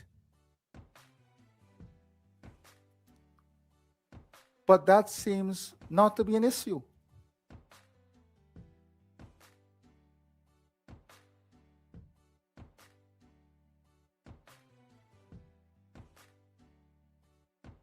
So it seems like we forget about May in October or August. We forget about May in August. We forget about May in August. That's what's going on. Because you did have something, or the party did had a person that was a part of the sanction list. The same collective of sanctioned persons. The party had a person at that time that was a part of the party that was sanctioned.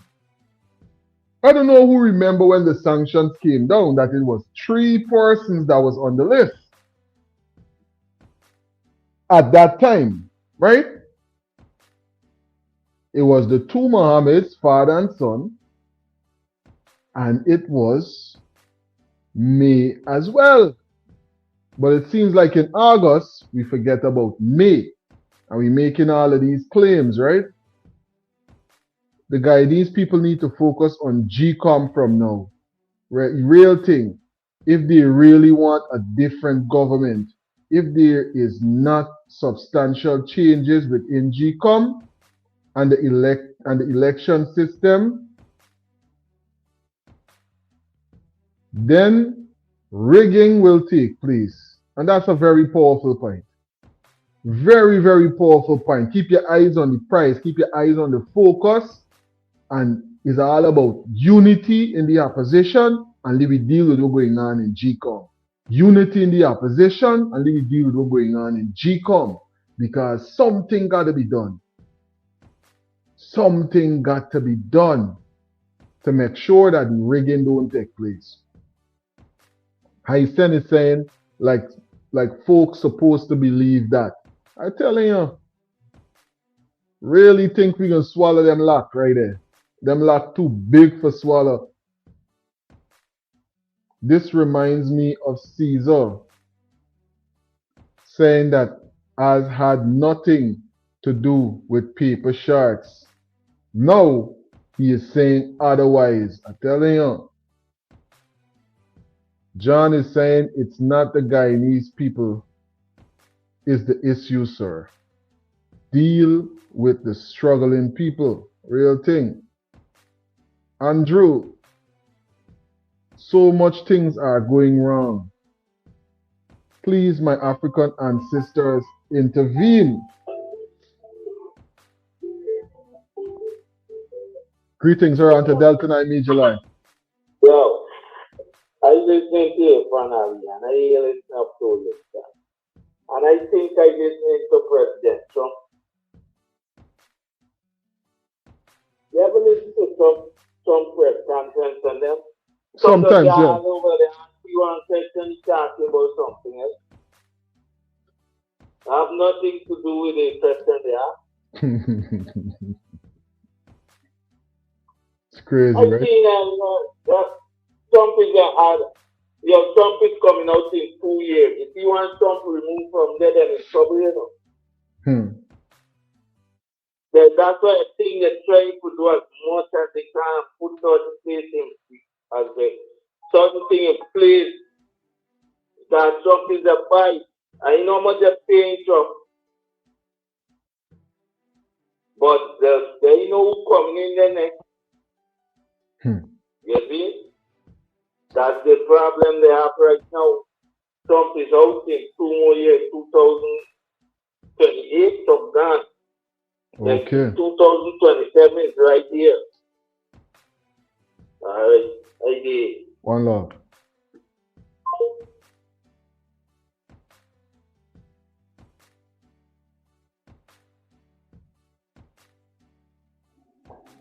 Shell is saying, Ali, you are not the victim here, sir. Real thing. Don't try to play that kind of game. G Prasad is saying she don't have to acknowledge anything. She's a reporter. He's asking a question. That arrogance and ignorance in this president beyond how much respect he have for the people of Guyana. I'm telling you. And that's a very powerful point and a valid point that you're making right there. Persons out just doing their job. You know, just asking the questions that the people would like to hear answers to. Big up yourself, G. Thanks for tuning in to the live presentation. That seems not to be an issue.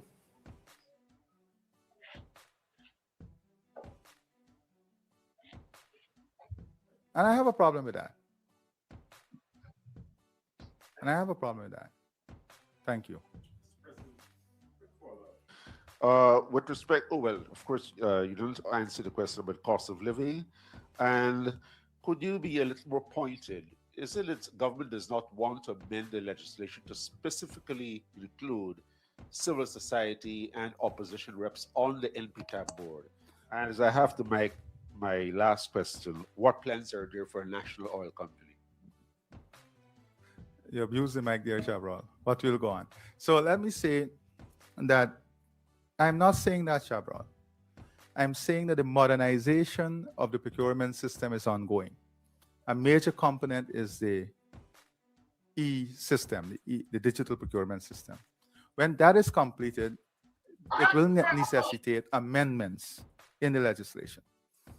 We already have a board with multi-stakeholder representation, which you're aware of.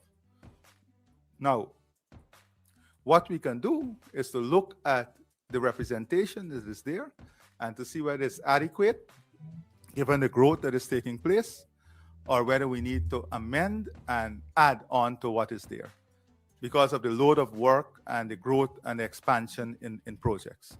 All right? That's the first one. The second one is cost, and then the third was what?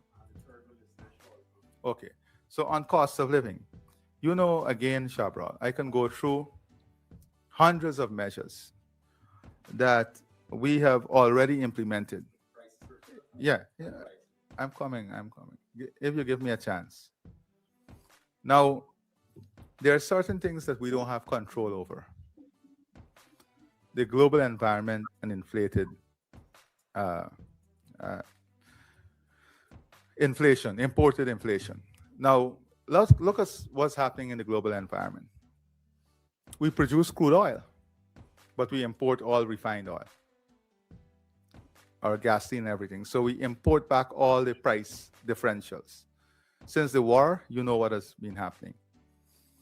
That is why I believe that we have to have a refinery. We cannot have crude oil and don't have security of supply, one. And security brings with it the stability, and then give us some shield against shocks to our context. No matter where in the world, we love Guyana. What are your colors? How do you represent? I love Guyana. Order yours today. We ship worldwide. Delta9 Media. One love, one people, the mission complete. One love, one flag, one nation, right? Under the stars, divine presence in the sky. Unity, no war, let the children thrive. Power to the people, we keep hope alive.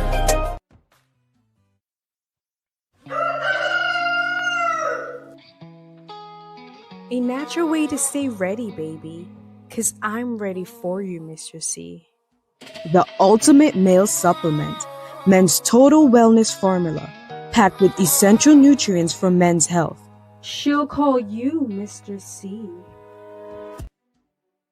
I don't know what the president fucking brother. He disrespecting the man brother. I don't what the president brother have done to Azadine. What the president brother has done. You know, somebody reached out to me and said, "Oh, doggy, you know when he killed my his wife killed the lady." You know what I'm saying? All of that. People is complaining, people is talking. My phone is full of different people.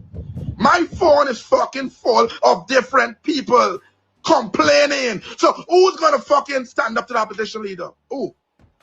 No, let's keep it real. Who?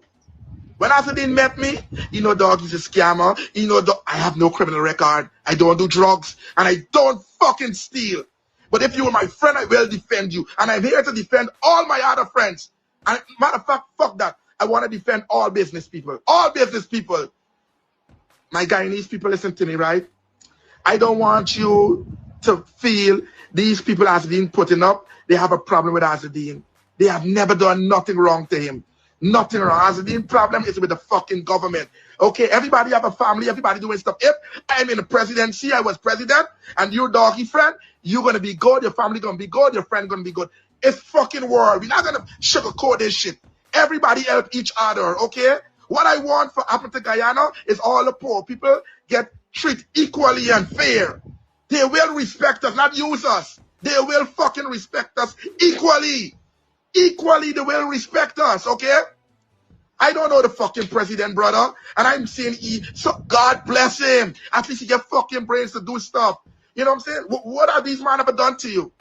This is a warning. Ladies and gentlemen, you guys stay tuned to my fucking I'm breaking up Homestead. I'm going to break up fucking homes. I'm going to break up careers, okay? And I don't want nobody. And I'll tell you all this.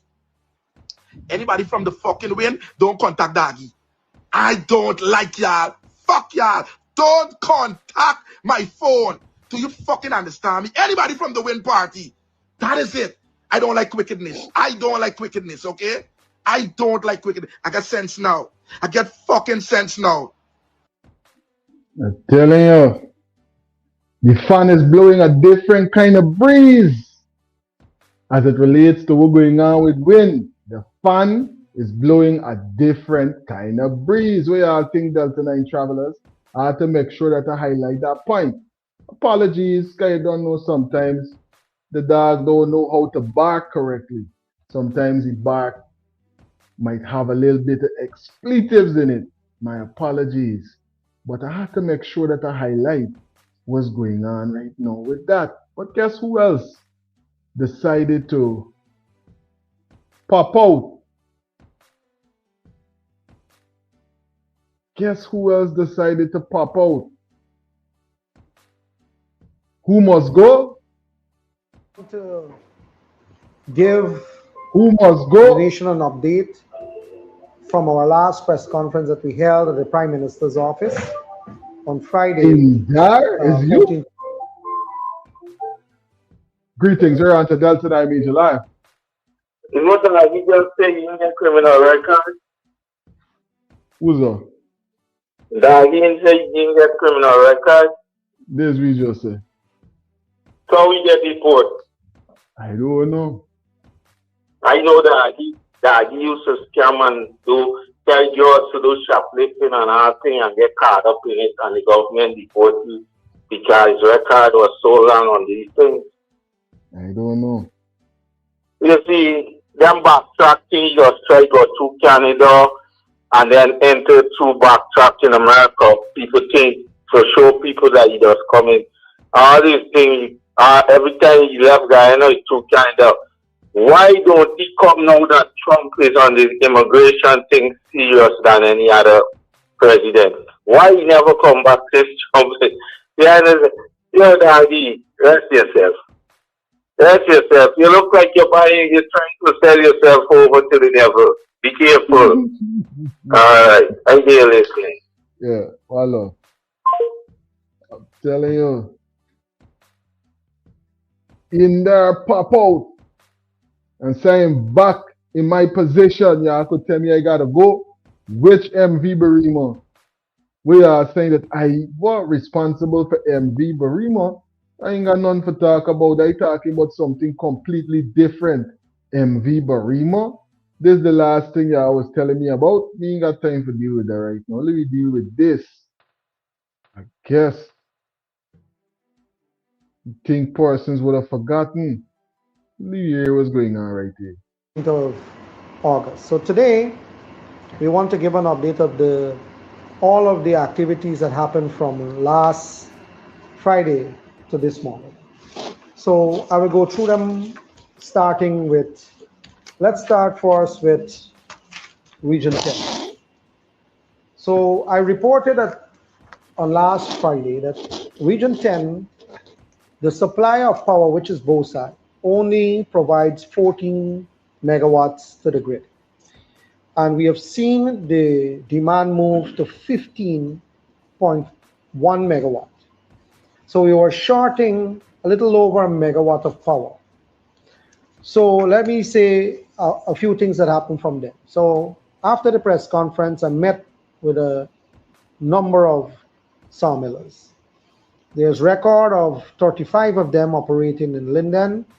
We've met with them and we've explained to the folks there that the peak happens 2 times per day. It happens between 1 to 3 p.m. and in the evening from 7 p.m. to 9 p.m. So there's 2 peak in Linden, meaning that the power spikes, the power demand spikes at its highest during those 2 hours of the day.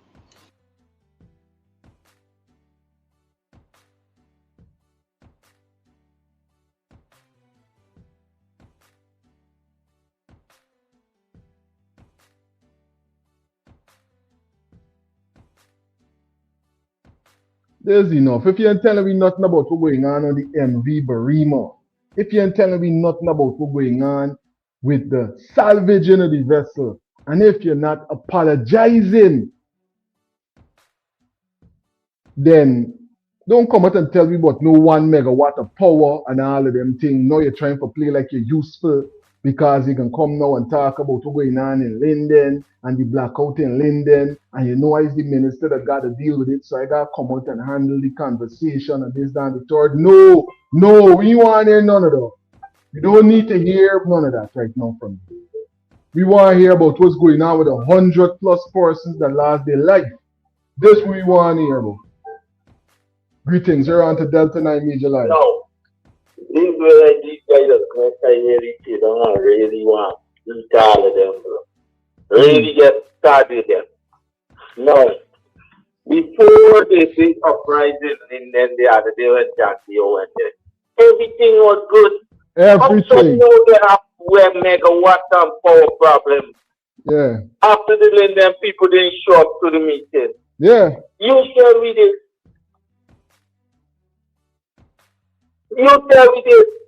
How come they get low voltage and dealing them more sound, dealing them people losing the appliance and the electronics? After that, you tell me everything was good, the other one to black out here and there. But the thing gets ridiculous after the uprising in Linden, bro. Yeah. All of a sudden. Because these guys there, look how he tongue out him mouth like a Sally Pelter, bro. Now, one was the back of the head and leave by the tongue. You understand? The problem is it. They don't bring in Mosey and what you name Travis Chase and them to report to when they're doing the press conference. They bring in the people, them big people. So they get staff questions. And sometimes they can't even answer the question because they only prepare for it. When you come up megawatt, 1 megawatt, which 1 megawatt? What are you talking about? Want to sell dreams. He ain't coming and talking about the MV Barima. He ain't coming and apologize to Guyanese people, you know, because he was one of the persons that had the authority over what went down right now. None of that. You're going to say it and leave this with you. If the parents is out the hard in the home, most naturally the kids from the outside. Yeah. If the parents, you can't complain to the parents. Most naturally, you can't pull up the kid. Because the parents is Jagdio. And if Jagdio could say what you want to say, don't apologize for not anything, then after he is the leading by Ali. No, let me not apologize. No, these ministers is not holding accountable for what they say or what they do. They're not going to be held accountable because the parents for all of them is not even holding himself accountable for his action and his words. I'm telling you. And he's supposed to hold them accountable, and he's not. So they are going to do what they are. So everybody get there and nice. When you name that sit down, they must go. Them man ain't going nowhere. That's what them man was trying to do. People don't understand this. That's the job. That's not the working for the money. It's crazy. Idealism. One love. One love. I'm telling you, as we analyze this thing, you know, how you coming back now when you come and telling me about what's going on in Linden? You jump straight to what's going on in Linden. You come now playing, yeah, useful, you know, you got things I could do for the government and for the people them, you know, so you're saying I must go, but I'm here and look, I'm still effective and doing things. No, we want other persons in that position. We don't need you, sir.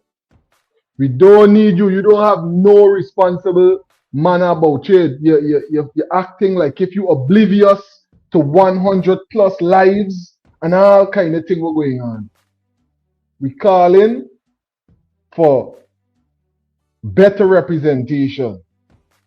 We want to hear from you in relations to nothing more going on there until you address what's going on with the MV Barima. 100+ lives.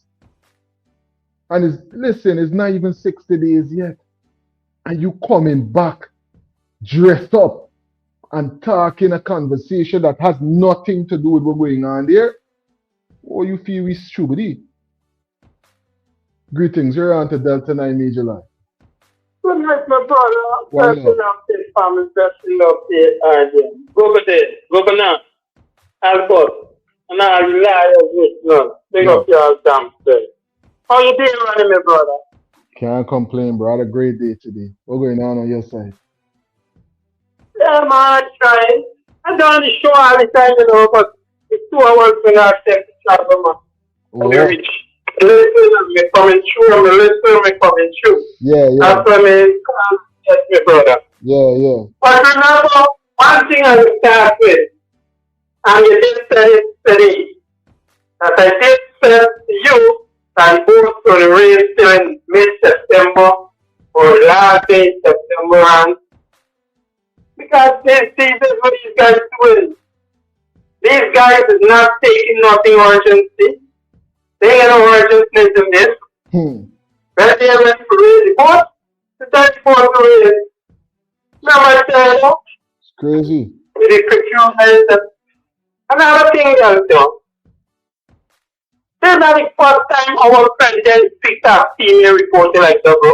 Remember in the Lavian farm, when he jumped in the vehicle and then he jumped out back and then addressed it properly? Yeah. Exactly, my brother.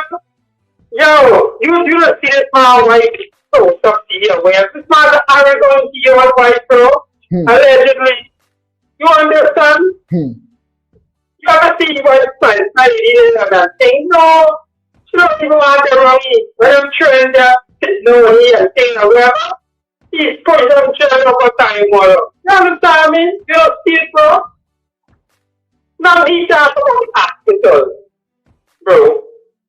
How the hospital do so much this and so much this and so much that. Did he mention anything how much doctors on site? Did he mention anything how much nurses on site? Yeah. Yeah? That's the thing right there. Yeah. Yeah, so sometimes it's be president, but yeah? He talks about all the things the hospital is doing and what this and what that. Remember this was the tragedy. The fastest doctors was on site. Imagine being dying and doctor on site. Yeah? But you get fastest doctor ready stand by on the tragedy. You understand? Real thing. So, that just wants to argue. He just wants to follow. He's a soup drinker. You understand? And if Mohammed didn't get a girl 500,000 when he last the girl she had the blast gun, he was in jail till like now. So somebody forget where they come from by. You understand? Yeah, bro. And then he's picking up himself and he's just kind of road by because what he's lying with is sort of road by. You understand? He's self-protected. Yo, I tell you, I'm not praying for Mohammed though. You have to pray for Mohammed, the house baby, you. Yo, the house baby. What's the thing else though? Your president talk about the hard this and the hard that. These communications by phone, my brother. It's like the COVID-19. Hello, you're there home, you're inside, you're isolated. How you feeling? They say, alright, you get incident, you get the autism, you get exercise outside, bam. Then the comfort these people giving you. That's the hard thing. They not sit down and say, have you been eating? Have you weight? You have to check your weight. You have to check your pressure. You have to check this. You have to check that. All the hard defense talking about the hard foundation, the hard this. They need to do any assessment to the 3 guys that get the lap of right now. Yeah. Yeah? That's the thing. You know what people have to ask about. They need to do any assessment to the guys that they're in jail right now. Because they're still shopping with prices. Because they must can't sleep any night, bro. Lose a lot of crew members too. Lose a lot of close forces that they used to work with. And then you get 72 counts now. People plaster upon you and giving you all them responsibilities there. When they themselves walking around and them telling you about 1 megawatt of power and them things sitting down playing like if he now is a legitimate minister still and we still want. We want nothing from you other than we're going now with them 100 people. I like how NCM pushing the one. NCM asked one question, you know one question they ask? Yeah. I listen. Huh? I listen here. Mr. President, on the recent findings of this and that, what you think about the transportation and there's nothing going on? The transportation sector NCM asked about only that. Nothing more about Chinese.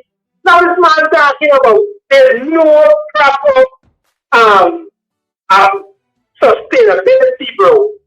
Now this is the old age grant, the children grant. These things are done within a day. 1% going to give me a box pay whole year, and you ain't got study about paying. Yeah? What about the bicycle?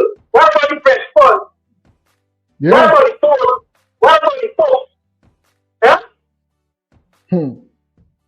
That's not the listening, bro. One Pick love. up yourself, man. Thanks for calling in.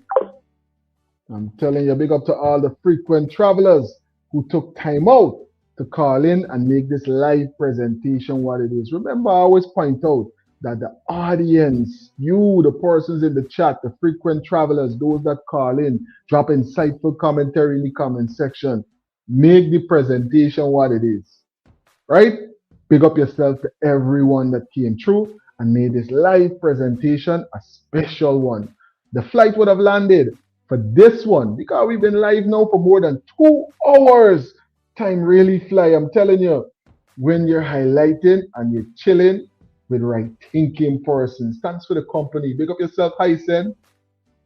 Talking about heartless. I'm telling you, come out disrespectful to.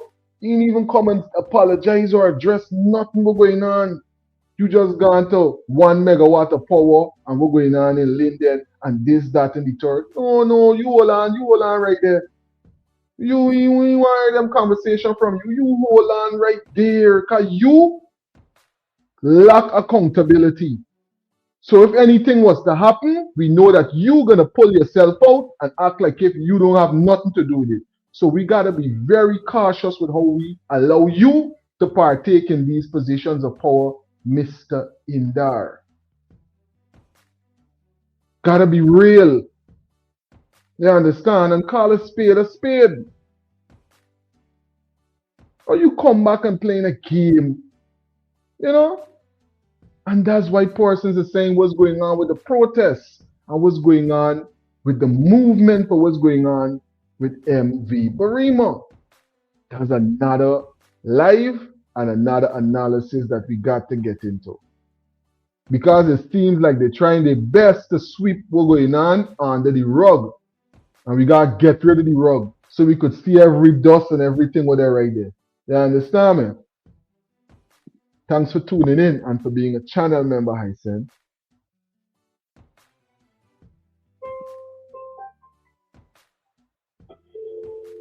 Greetings, you're on to Delta9 Media Live. I forget one thing. Yeah. Because them talk about Muhammad said this and talk about the farm and this and that. Did you hear them that when Muhammad was telling a lie that the president have right to sue him? Did you hear he speak about any sue? Because All right. Did you hear that? No. But did you hear you also come out and say there's so much peddling on social media? Yeah. People going to get themselves in trouble. Because they got this measures. Yeah. And look at the one more thing. Look what we president from who Mohammed T. did. Mohammed A. Chile. Mohammed A. Shaw. Who's the president? Who's the president? It's so like he's not in either the armed forces, man. I just man sorry for the president, bro. I tell this you. man got his year watch. Yeah. And he did all these things. All of and these he never get charged. He never go in jail. And you telling people, well, what? You stressing out on everything. Yeah. The same time about you find the war. The same time about you brought on the war. The same trick for Mohammed and the USA. Exactly. Everybody know that. We done here already. Yeah, I was quite nice, brother. On love every time. Yeah, man. Thanks for calling in. And definitely sung in that word right there. Big up to all the travelers. I'm telling you, in the airport, the flight landed, but we on the ramp and we analyzing what's going on. Thanks for making this live presentation what it is. I'm telling you, it's always a special occasion whenever we live. Big up yourself, Carlisle. Thanks for tuning into the live presentation and being moderation right here on this platform. Right? PA, what's going on? PA is saying the Denver employees of Linden paid for the building of their electricity generating station. Right? So they can't come and say nothing else. Big up to every single person in the chat, all the frequent travelers, all the persons traveling with us for the first time. Did you take a couple of seconds, ladies and gentlemen, to make sure that you thumbs up the live? It don't cost you nothing, you know. Thumbs up the live, buddy. We've been live for more than 2 hours now. Hit that thumbs up button, and if you're not subscribed, subscribe. Why? It don't cost you nothing. But guess what? It's gonna keep you connected with everything trending in Guyana and in the diaspora. One love, and I'll catch you in the next live presentation. So make sure that you subscribe and stay tuned for the notification. 100% wild-crafted sea moss. Only the best, 'cause you deserve nothing less. 8 Butterfly.